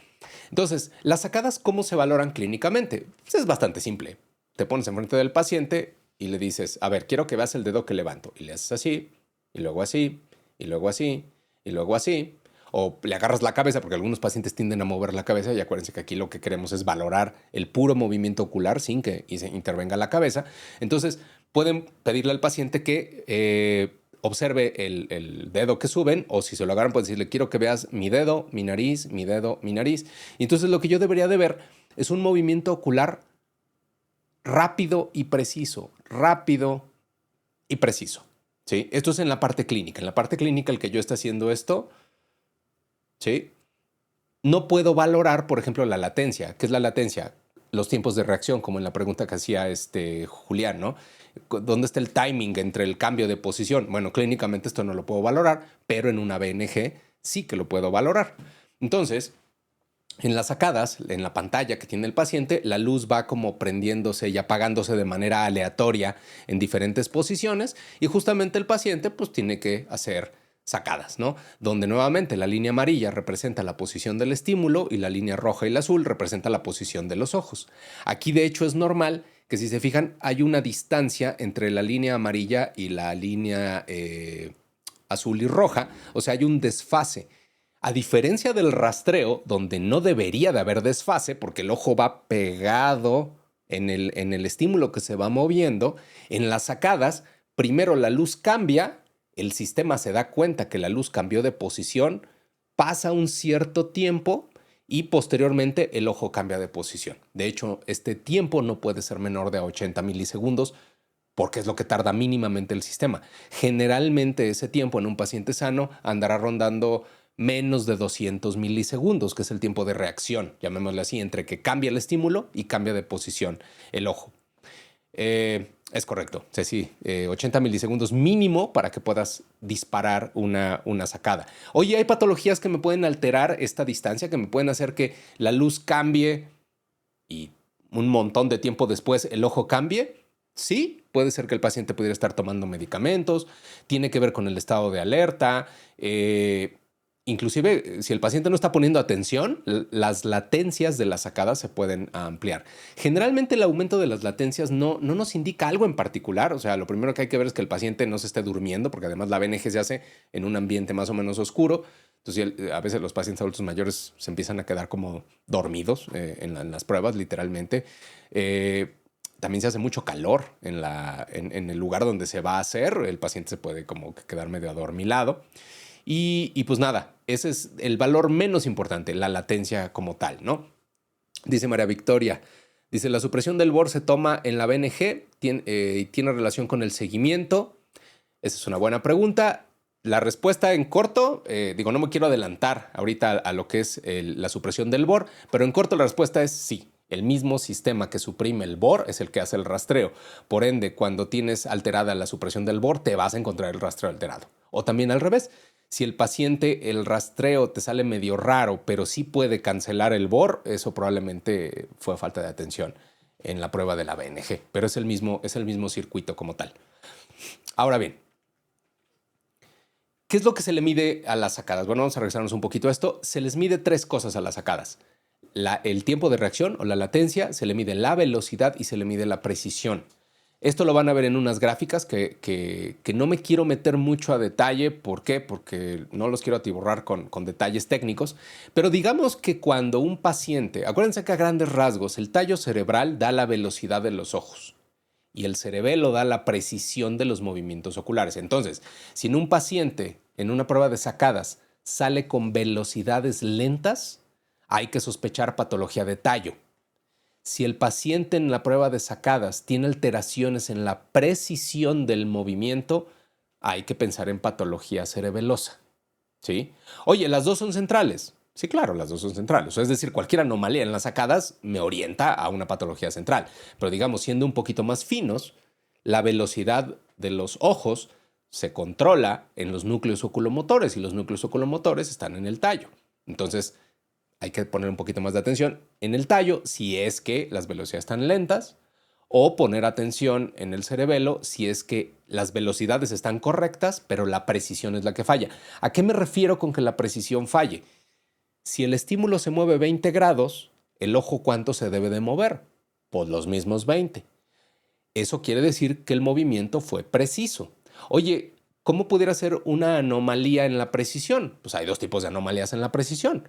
Si el estímulo se mueve 20 y el ojo solo se mueve 10, esa es una posibilidad. Ahí el ojo se queda corto, eso se llama hipometría.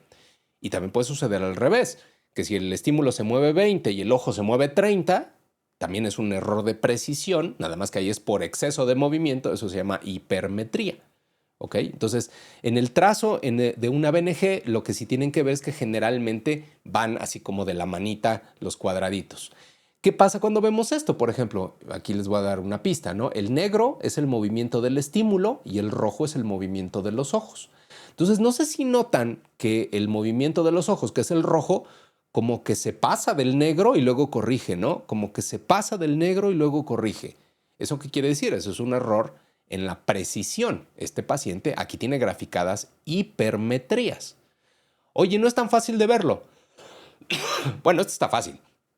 Pero clínicamente esto es muy aparatoso. Aparatoso si es que estamos haciendo la prueba de sacadas. ¿Por qué? Porque esto se ve así clínicamente. Vean cómo se pasa y regresa. Se pasa y regresa.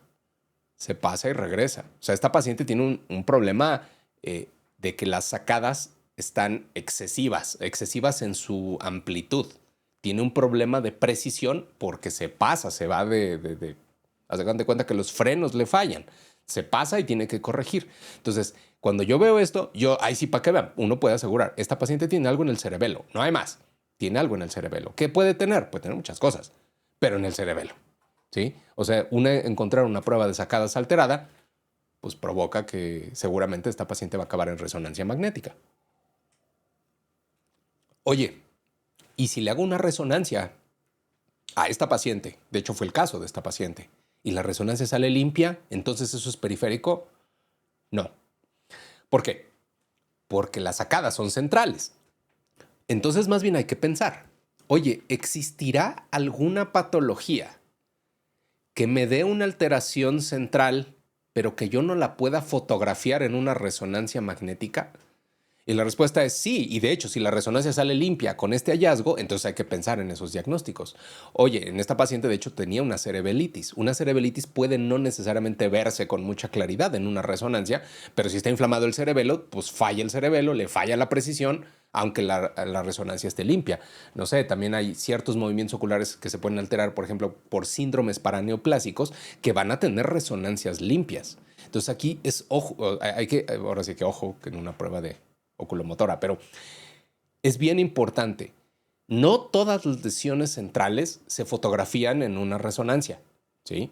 Aquí lo que estamos valorando es la funcionalidad. En la resonancia estamos valorando si la lesión que tenga mi paciente es potencialmente visualizada en una resonancia, ¿ok? Entonces, no esperen, no, o sea, no quiere decir siempre que paciente central a fuerzas va a salir con una resonancia alterada. Esto es como bien importante. Dice Carlos Manuel, dice, al igual que en el seguimiento lento, esta hipo o hipermetría se debe presentar siempre.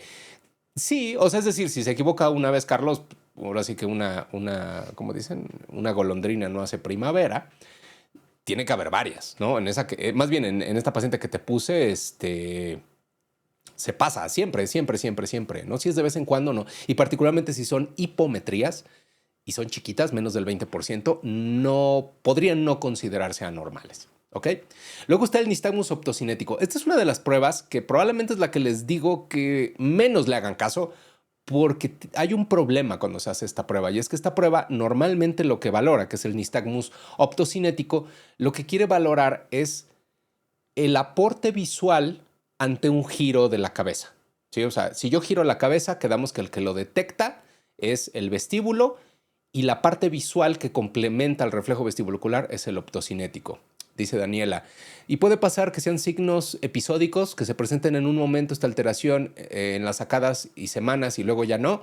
Sí, de que se puede, se puede. Y justo ahí, Dani, lo que tienes que pensar es qué patología me puede dar alteraciones centrales no permanentes. No sé, podría ser una esclerosis múltiple, por ejemplo. También podría ser un síndrome paraneoplásico. O sea, donde no hay una lesión per se estructural, sino puede la misma sintomatología ir y venir. Probablemente una esclerosis múltiple se puede llegar a comportar de esa manera. Entonces, vean, el optocinético lo que trata de graficar son los movimientos oculares que nosotros percibimos cuando giramos la cabeza así. Cuando ustedes voltean en un cuarto para el lado, que estén moviendo la cabeza como así, hay dos sistemas que detectan el movimiento. El sistema vestibular periférico, que es el sensor de movimiento, pero también de manera visual, el movimiento de las imágenes provoca que el paciente trate de fijar la vista y que se provoque un movimiento nistácnico. Entonces, ¿cuál es el problema?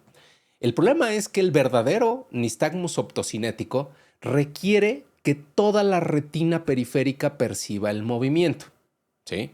Y eso mismo se supone que hay que emularlo en la prueba que le vamos a hacer al paciente, lo cual a veces es complicado. Hay sistemas de BNG que nada más son unas tiritas con lucecitas que pues, no van a dar el efecto optocinético real, pero bueno, suponiendo que está bien hecho, o sea, de hecho clínicamente no es nada fácil hacer esto, uno puede ponerle los dedos hacia el paciente, pasarle un tambor que tiene rayitas para ver si le brincotean los ojos.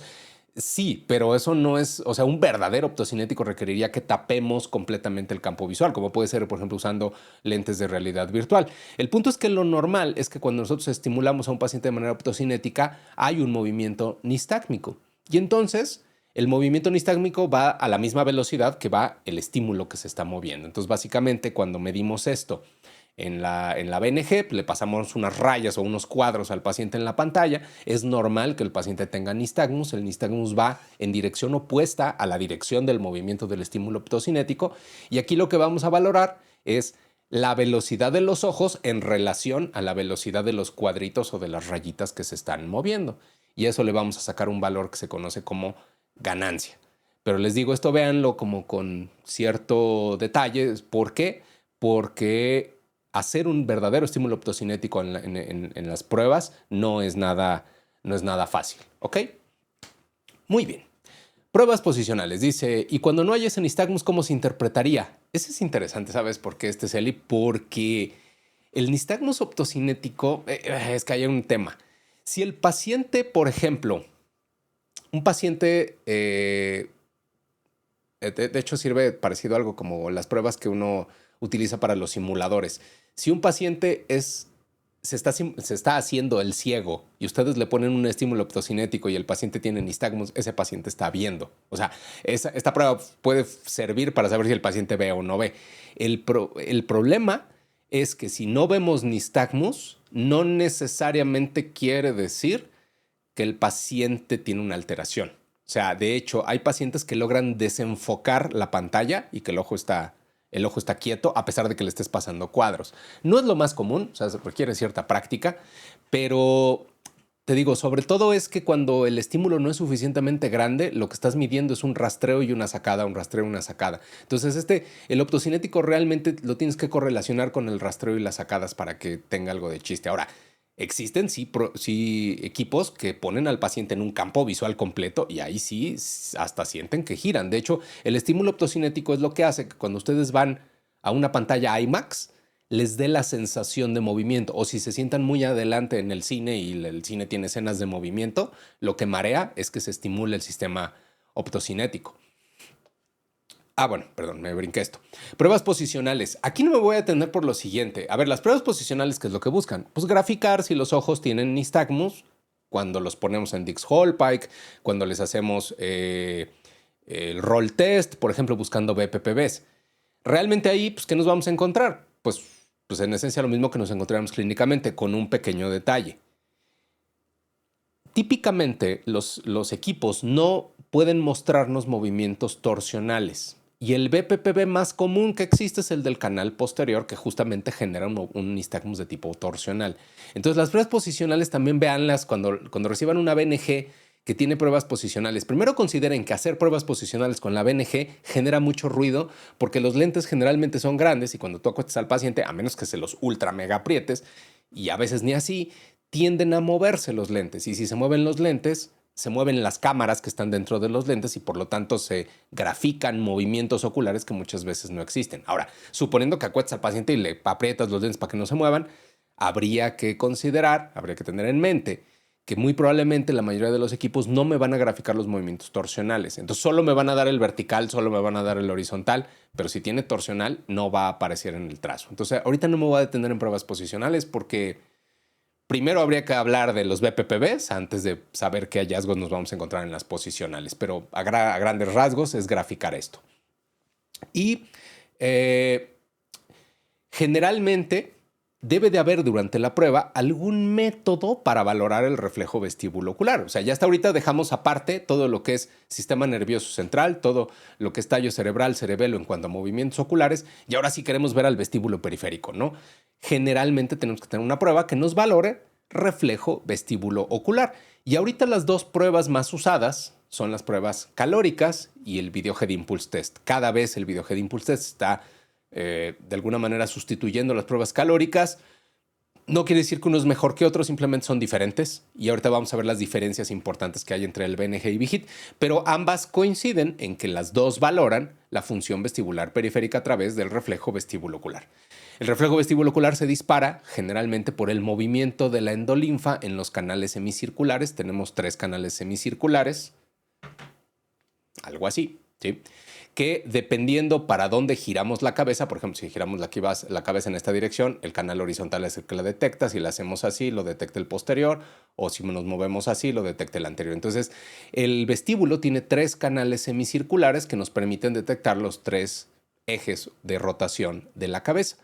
La ventaja que tiene el VHIT es que me permite valorar cada uno de los canales semicirculares. La desventaja que tienen las pruebas calóricas es que solamente me valoran al canal horizontal. Entonces, esos son 2 detalles. Ventajas que tienen las calóricas sobre el VHIT, que las calóricas puedo estimular un solo oído. En el VHIT, siempre que muevo la cabeza, forzosamente, al menos 2 canales se van a activar, uno de cada lado. ¿Ok? Entonces no puedo aislar un canal como tal. Puedo casi aislarlo, pero no aislarlo al 100%. ¿Ok?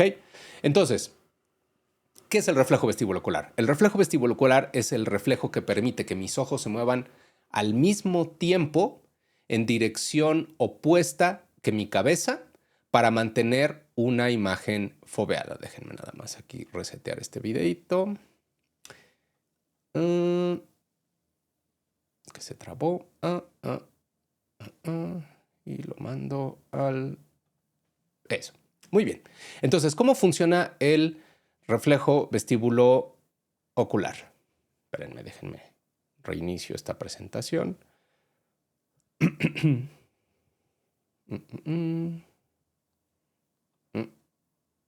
Ok. Esto funciona más o menos... Espérenme. Como lo controlo el video desde aquí. Ok. Si aquí tengo un sujeto, ¿sí? Que está viendo un punto fijo acá arriba. Entonces, si el paciente quiere ver aquí y el paciente rota la cabeza, al mismo tiempo que la cabeza rota para un lado, los ojos voltean al lado opuesto. Entonces, esta es la parte que les quiero enseñar. Vamos a verlo como en cámara lenta, ¿sí? El reflejo vestibulocular es, si está viendo aquí el sujeto, entonces, al mismo tiempo que la cabeza rota para un lado, los ojos rotan en dirección opuesta. Esto quiere decir que los canales semicirculares están funcionando correctamente y la misma amplitud de lo que se mueve la cabeza se mueven los ojos en dirección contraria. ¿Qué sucede cuando yo lo quiero explorar clínicamente? Bueno, clínicamente hay una prueba que se llama impulso cefálico, donde yo agarro la cabeza del paciente, le pido que vea mi nariz y un poquito sin avisarle, de repente hago ¡pum!, un movimiento rápido. Si yo al hacer este impulso, este movimiento rápido, la posición de los ojos se mantiene al frente, sin ningún tipo de corrección, eso me dice que el reflejo vestibulocular funcionó correctamente. ¿Ok? ¿Qué pasa cuando el reflejo vestibulocular falla, cuando no funciona correctamente? Lo que pasa es lo siguiente. Tenemos aquí al paciente, esto tiene dañado este vestíbulo, y entonces lo que va a suceder es que cuando el paciente gira la cabeza, vean cómo gira la cabeza, los ojos no activan el reflejo vestibulocular, sino que lo activan tarde, o no lo activan más bien, y tiene que dar una sacada correctiva. Esto vamos a verlo así como en cámara lenta. Está el paciente tratando de ver aquí un punto fijo, y entonces, al momento de rotar la cabeza, ahí, lo ideal sería que al rotar la cabeza los ojos cambien de posición hacia acá. Pero como no tiene reflejo vestibulocular, vean cómo tiene una posición errónea los ojos y tiempo después, que el cerebro se da cuenta que falló, da un movimiento correctivo. ¿Ok? Nuevamente, lo normal sería esto, que si el paciente está viendo aquí, al mismo tiempo, al mismo tiempo que el paciente rota la cabeza, vamos a ponerlo aquí, stop. Al mismo tiempo que rota la cabeza, los ojos se mueven. Al mismo tiempo, no hay retraso entre uno y otro. ¿Cómo sería anormal? Cuando hay un retraso y entonces el paciente, en vez de mantener la posición de los ojos en el punto, los ojos se van con todo y la cabeza y posteriormente hacen una sacada correctiva. ¿Ok? Entonces, básicamente lo que mide el hit clínico es eso. O sea, de hecho, el B-hit salió del hit clínico. Esta paciente tiene una lesión de este lado, entonces lo que van a ver es que cuando yo la impulso hacia este lado, al momento que impulso, los ojos se van con todo y la cabeza, ¡pum!, y da una sacada correctiva. El que dé una sacada correctiva indica que el reflejo vestibulocular falló. Cuando lo hago hacia el otro lado, simplemente la paciente es capaz de mantenerlo correctamente. Entonces, en el B-hit, lo que hago es que le pongo unos lentes que tienen una camarita y tiene un sensor de movimiento, le pido que vea un punto y le hago impulsos cefálicos en los planos donde están los canales semicirculares.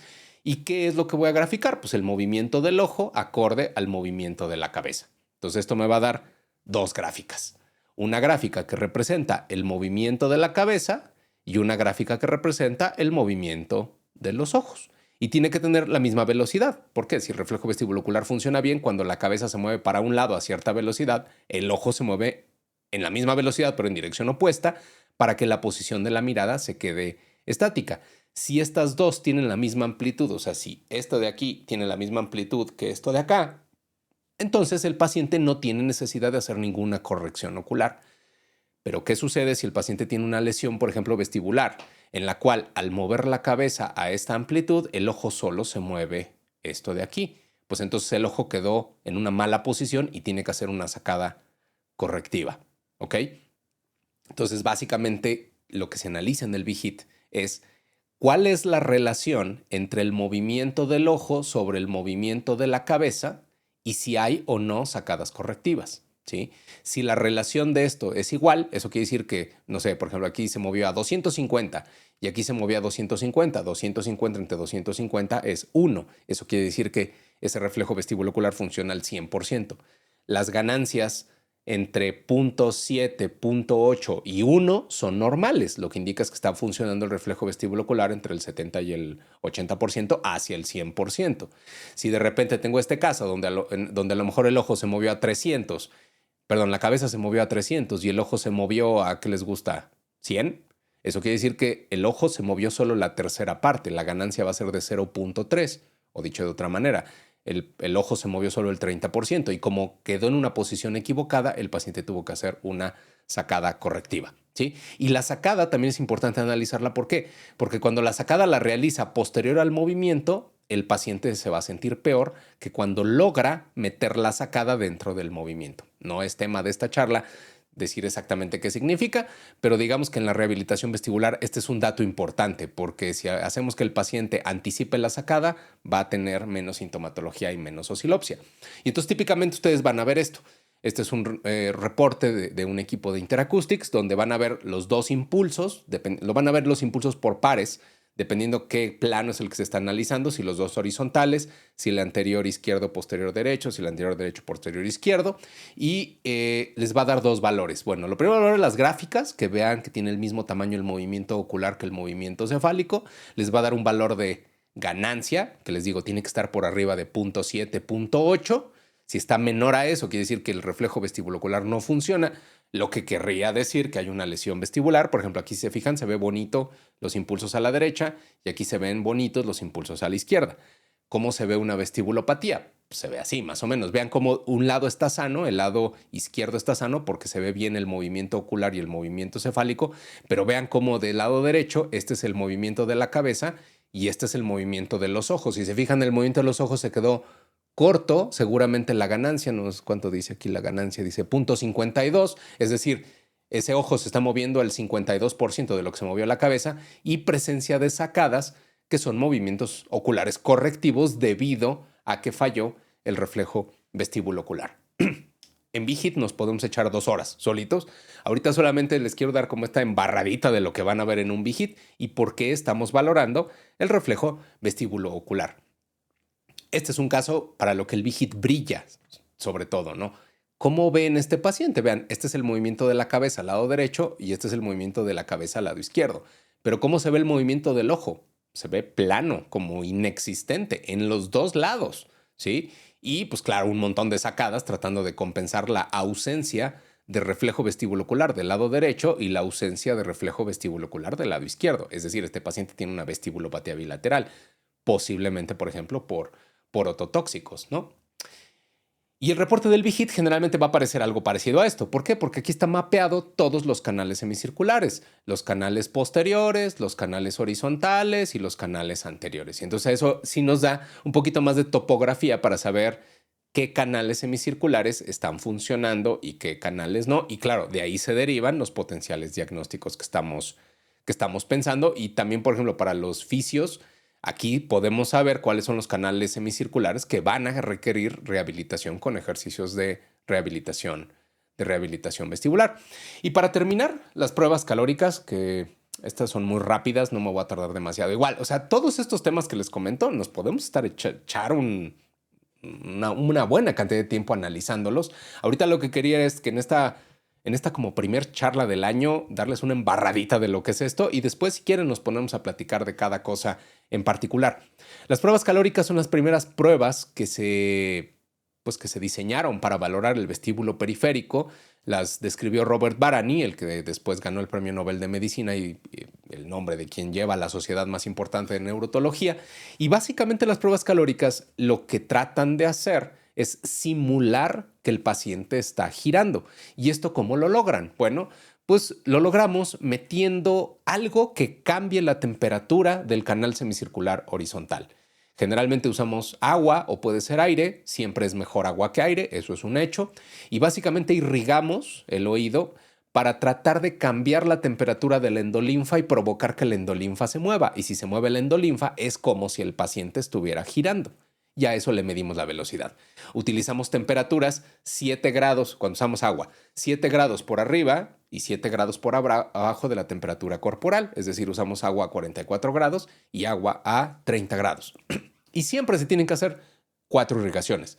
Fría y caliente de un lado, fría y caliente del otro lado. Y entonces ponemos al paciente en una posición en la cual el canal horizontal quede vertical. O sea, normalmente, aquí tienen al vestíbulo, esto sería en una posición así como estoy yo, el canal horizontal, se llama horizontal porque está en el plano horizontal, pero si yo le pongo aquí calor o frío, no provoco movimiento de la endolinfa. Lo que tengo que hacer es acostar al paciente de esta manera para que el canal horizontal quede vertical. Y ahora sí, si le pongo calor, la endolinfa sube, si le pongo frío, la endolinfa baja, y al moverse la endolinfa, se va a disparar el reflejo vestibulocular, que es susceptible de ser medido con un equipo de videonistagmografía. Esa es la parte, digámoslo así, sencilla. Entonces, lo que hacemos es que les ponemos agua y dependiendo si le ponemos agua caliente o agua fría, vamos a excitar o vamos a inhibir cada uno de los canales semicirculares y me va a dar un tipo de nistagmus. Generalmente va a ser que va a batir hacia el mismo lado donde estoy irrigando cuando es con agua caliente y hacia el lado opuesto cuando estoy irrigando con agua fría. Y este es el típico resultado de unas calóricas. ¿Me van a generar nistagmus? Sí. O sea, es decir, voy a ver estos trazos que tiene piquitos, ¿no? Y me va a dar 4 gráficas. Agua del lado derecho con agua caliente y con agua fría, del lado izquierdo con agua caliente y con agua fría. Pero lo importante de estos trazos es que se genera esta gráfica de acá arriba. Esta gráfica de acá arriba básicamente lo que hace es decirnos la velocidad del nistagmus, cómo fue incrementando según fuimos irrigando. Si yo irrigo, no se crean que la temperatura sube así de trancazo, sino si yo estoy a 37 y le pongo agua a 44 grados al oído, si yo voy midiendo la temperatura va como subiendo, subiendo, subiendo, subiendo, llega a un clímax. Aunque le ponga más agua a 44 grados, ese oído no va a llegar a una temperatura mayor a 44 y cuando dejo de irrigar empieza a enfriarse y empieza a bajar.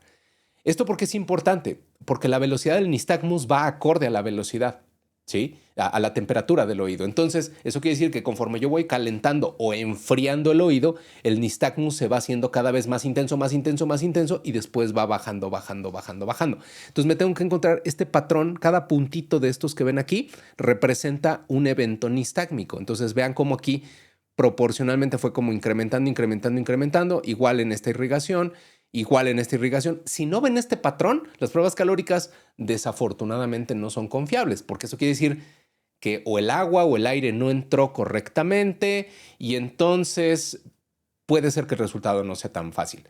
Irrigar no es tan sencillo, ¿sí? De hecho, probablemente el problema de las calóricas, el mayor problema número uno es que la irrigación falle.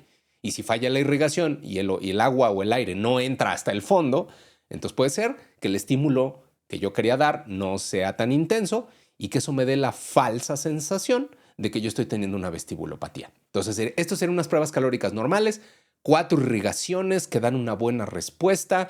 La computadora calcula un valor que se llama debilidad calórica. Ahorita no me voy a meter en eso, pero si la debilidad calórica está menos del 25%, estamos bien. Si es arriba del 25%, por ejemplo, aquí es del 17% del lado izquierdo. Esto no es una vestibulopatía. Acuérdense que puede haber una diferencia de hasta el 25% y no pasa nada. Pero ¿qué sucede? Si se fijan, este es lado derecho y este es lado izquierdo, como que tiene la misma, si lo ponemos así, como más o menos la misma amplitud, ¿no? Poquito más, poquito menos. Cuando tenemos una vestibulopatía, ahí sí es muy evidente. O sea, vean, este es el oído izquierdo y este es el oído derecho. Aquí creo que se ve fácilmente. Vean la cantidad de respuesta que hubo en el oído izquierdo contra la cantidad de respuesta que hubo en el oído derecho. Entonces, aquí sí, si vemos la debilidad calórica, que es dice 64% de debilidad derecha. Es decir, el derecho respondió 64% menos que el oído izquierdo. Porque las pruebas calóricas lo que hacen en las fórmulas que sirven para calcularlos es comparar la simetría, es decir, qué tanto tu vestíbulo derecho se parece a tu vestíbulo izquierdo. Son pruebas comparativas. Entonces, este oído en comparación a este está funcionando 64% más débil. Esto probablemente sea una vestibulopatía unilateral, una neuritis vestibular, por ejemplo, puede ser un neurinoma, puede ser una enfermedad de Meniere. O sea, cualquier cosa que me provoque una vestibulopatía unilateral me puede dar este patrón en calóricas. ¿Qué otra cosa puedo ver en calóricas? Es esto. De hecho, si lo ven, vean cómo los puntitos no tienen ese patrón que habíamos visto tan claro acá, así como que suben bien, ¿no? Este más bien parece que está como abolido, como que ninguna de las 4 irrigaciones realmente dio una buena respuesta. Sí hay un poco de nistagmus, lo cual me tranquiliza porque eso quiere decir que el agua sí entró, pero este paciente no tuvo una buena respuesta. Ahora, aquí viene el tema de las calóricas, donde en vestibulopatías, esto sería una vestibulopatía bilateral, pero si se fijan, les dije que el valor de diferencia entre derecho y izquierdo tiene que ser arriba del 25% para ser anormal. Y si ven aquí dice que hay una diferencia del 20%. O sea, mediante las fórmulas, esta prueba es una prueba simétrica. Sí, porque los dos oídos están dañados. Entonces, esto también hay que saberlo leer, porque no todas las simetrías necesariamente son normales, así como no todas las asimetrías necesariamente son anormales.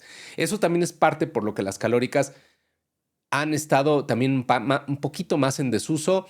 Las pruebas calóricas, les digo, solamente valoran al canal horizontal. Eso les da cierta limitación. La otra situación es esta, de que tienen que ser, digamos, irrigaciones muy bien hechas y que los valores hay que verlos como con cuidado, particularmente cuando no hay respuestas adecuadas, porque la causa más común de esto es que la irrigación no fue eficaz, ¿sale? Sin embargo, siguen teniendo su lugar y si no tenemos otro tipo de pruebas, pues entonces no hay de otra. Y dice Claudio, dice, por eso es importante ver los valores de la velocidad de la fase lenta. Es correcto. Hay parámetros para ver si esta simetría fue a expensas de que no tuvo velocidad, ¿no?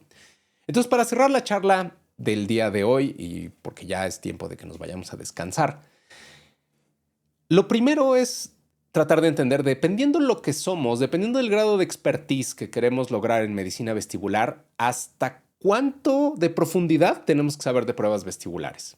Si nos quedamos en el nivel básico, ¿sí? Básicamente con que se acuerden medio de lo que les acabo de decir, que tengan noción de que existe una BNG que valora movimientos oculares con y sin fijación visual, sacadas, rastreo, optocinético, posicionales, pruebas calóricas para medir asimetrías, VHITS para poder valorar este reflejo vestibulocular. Con eso es suficiente.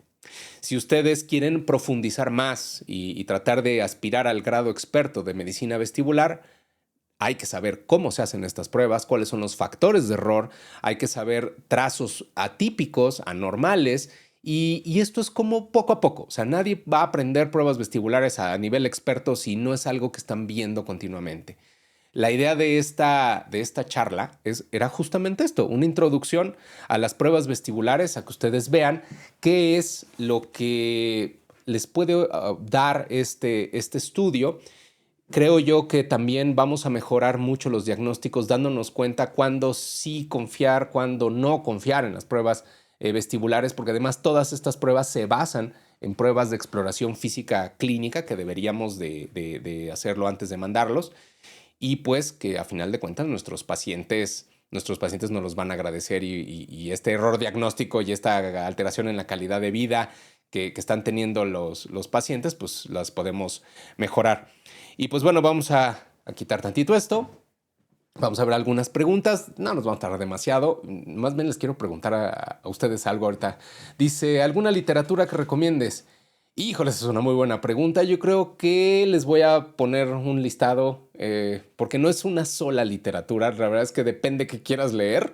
No sé, para pruebas vestibulares hay un libro, déjame ver si lo tengo por aquí.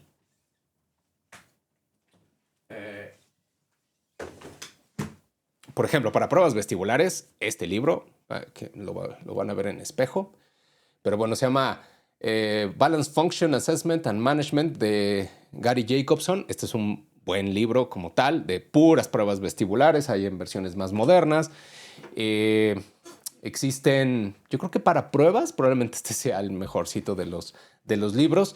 Y en general, pues en artículos es donde pueden ver también. Hace poco escribí un muy buen artículo. De hecho, se los voy a pasar. Todavía estoy pensando bien cómo hacer esta comunidad, ¿saben? En cuanto a cómo. Pero bueno, seguramente lo postearé en Instagram y así va a ser como más fácil. Pues muchas gracias por todos sus comentarios. Y dice Natalia, dice, nos vemos en Cali. Sí, este año voy a andar movido en cuanto a viajes. O sea, este año empiezo con programaciones de charlas y congresos en Colombia, voy a estar en Bolivia, voy a estar en Venezuela, voy a estar en Dominicana, en Turquía, voy a estar en China, si todo va en orden. En Tucumán, claro, Ceci, ya soy está más que confirmadísimo en Argentina. Y pues la realidad es que también quiero pasar mucho tiempo aquí, como con haciendo estas charlas. De hecho, he estado pensando, no sé si a ustedes qué les parece la idea. Porque, a ver, o sea, puedo organizar una charla y pues nos juntamos todo y lo que sea, pero también echarnos 2 horas cada miércoles o así, si está medio pesadito para mí y para ustedes. Entonces, lo que estaba pensando es darle forma a una idea que antes le había puesto un nombre que se llamaba Vestibular Café, donde hacía yo entrevistas, pero también luego hacer puras entrevistas puede llegar a ser aburridón. Dice hasta 3 horas, Cristian. No, sí, lo peor es que sí me he estado 3 horas hablando aquí, pero no, eso no queremos, Cristian, si no, no vamos a aguantar. No, lo que estoy pensando hacer es una cosa que le puse de nombre Vestibular Café Live, donde espero, si la cosa funciona bien, hacerlo unas 2 veces al mes o cada 3 semanas, dependiendo de la cantidad de información, y hacer algo así como algo tranquilo, como un podcast, hagan de cuenta, donde agarremos temas. Así, puede ser un tema, pueden ser artículos, pueden ser dudas, pueden ser que estemos aquí como charlando, que hablemos de problemáticas, no sé, o sea, algo que tenga mucha más interacción. Es más, dice Perla, dice, no se me hizo pesado porque explica muy bien. Ah, muchas gracias. La realidad es que, les digo, disfruto mucho platicar aquí. Y la realidad es que esta forma de tener interacción, o sea, aquí de leer sus comentarios no sé, digo, es padrísimo. Y sobre todo que si lo hacemos así como interactivo, no se vuelve simplemente como una vía de información de solamente de aquí para allá, ¿no? Sino cosas que podamos comentar, que a lo mejor ustedes me escriban por Instagram, así de, oye, Jorge, ¿qué opinas de este caso? ¿Por qué no lo comentamos en una sesión de Vestibular Café Live, ¿no? Una cosa así. Y creo que podríamos armar algo padre, algo que no existe, además, en este rollo vestibular. Y podríamos estar como muy, muy en contacto y sobre todo también la gente que está empezando, que es gente que me interesa mucho. Miren, como sea, los que ya le entramos a este rollo, habitualmente vamos a congresos de todo esto, pero creo que hace falta espacios donde se resuelvan las cosas sencillas, donde podamos ver gente nueva que quiere entrar, que yo muchas veces me escriben fisioterapeutas, me escriben residentes de otorrino, así de, oye, yo estoy empezando en esto y yo sé que a lo mejor la comunidad ya va como acá arriba, pero pues yo todavía no sé leer un nistagmus, ¿no? Entonces, que hagamos como cosas básicas, como escribe Jessica, dice, yo soy fisioterapeuta y quiero aprender a profundidad sobre medicina y rehabilitación vestibular. O sea, justo esto, ¿no? Que podamos hacer estas charlas, que también vamos a hacer cursos, eso es un hecho, porque también a veces es necesario sí llevar como un orden. Eso yo creo que pronto les anunciaré que vamos a abrir un curso. Lo de las pasantías, igual escríbanme por mensaje directo en Instagram. Igual y platicamos de las pasantías que se pueden hacer. Dice María José Quintana, dice fecha exacta que va a Argentina. Creo que Ceci anda por aquí. Ceci, tú tienes, es en abril, si no mal recuerdo. Es mediados de abril. Por ahí, ahorita les pongo cuando voy. Dice Marco Aurelio Cuervo, dice, ¿cuándo voy a Colombia? A Cali voy el 13 de febrero, porque tenemos un evento ahí en la clínica Imbanaco, que de hecho va a estar bien padre porque va a ser el paciente vestibular en urgencias y vamos a tener especialistas de cardiología, de neurología, de medicina de urgencias, de radiología. Vamos a estar hablando en Cali, les digo, el 13 de febrero. Del 15 al 18 de abril es cuando voy a estar en Argentina, en Tucumán, invitado por Ceci. Y para fisios, perdón, justamente estoy platicando con Natalia. Tenemos rotaciones para fisios y vamos a abrir un curso específicamente para fisios. Eh, y estamos pensando hacerlo presencial aquí en Ciudad de México, en justo en nuestra clínica. Un curso en chiquito, o sea, como de probablemente 10, 12 personas, donde vayamos enfocado a cosas básicas y empezar a formarlos también en rehabilitación vestibular. La realidad es que Nat es también una extraordinaria speaker y en una de esas le invitamos a que nos dé una charla también por acá. Y pues nada, dice Perla, dice, hacemos diplomados o cursos, dice, es la primera vez que entro a una charla. Espero que sea la primera de muchas. Y sí, hacemos cursos y diplomados, justamente. Lo que pasa es que honestamente, lo que habíamos hecho era más así como de si teníamos ganas lo hacíamos y por primera vez quiero hacerlo ahora sí, ya bien como debe de ser. Además, haciendo lo de la maestría, mi objetivo no nada más es dar charlas y así medio ojalá y pesquen, sino también diseñar métodos de evaluación no para ponerse una calificación, sino para corroborar que realmente están teniendo nuevos conocimientos y nuevas habilidades, nuevas capacidades de poder resolver problemas. Así que este año va a estar padre, dice Jessica. ¿Tienes planeado venir a Ecuador? No, fíjate que este año no. Bueno, de hecho no he ido a Ecuador. Si no mal recuerdo, creo que es un país que me falta visitar. Igual Chile fui una vez, pero pues miren, digo, si gustan invitarme, con todo gusto, me mandan una invitación y nos vemos por allá. Y si no, pues nos vemos por acá, ¿no? A Venezuela, de verdad, yo este año la idea es que regrese 2 veces. Me parece que en abril y esperemos que las cosas estén ya mejor para que todo esto siga perfecto. Y a Bolivia todavía no hay fecha exacta, pero va a ser en junio porque me invitó un grupo de otorrinos que, bueno, cuando tenga fecha se las voy a publicar. Y pues nada, dice, en Latinoamérica hay certificación en rehabilitación vestibular. Sí, ahorita la certificación, la buena certificación en español, la da el doctor Daniel Verdequia en Argentina. Igual escríbeme y yo te contacto con Nat o escríbele a Nat Gama para que ella te dé datos de cómo hacer esas certificaciones. Y pues nada, muchísimas gracias por estar aquí. Nos echamos una buena hora con 50 minutos. Prometo que las que siguen no van a estar tan largas, pero pues estamos muy contentos. Ahora sí que mi equipo de producción aquí al lado, de que está la gente entusiasmada. Gracias por estar aquí y les prometo que este año, si nos siguen y todo, van a aprender un montón de medicina vestibular. Así que cuídense mucho y los dejo descansar y les va a llegar un correo electrónico con la grabación de esto para que lo tengan eventualmente si es que quieren volver a revisar la charla. Cuídense mucho, por favor, y linda noche.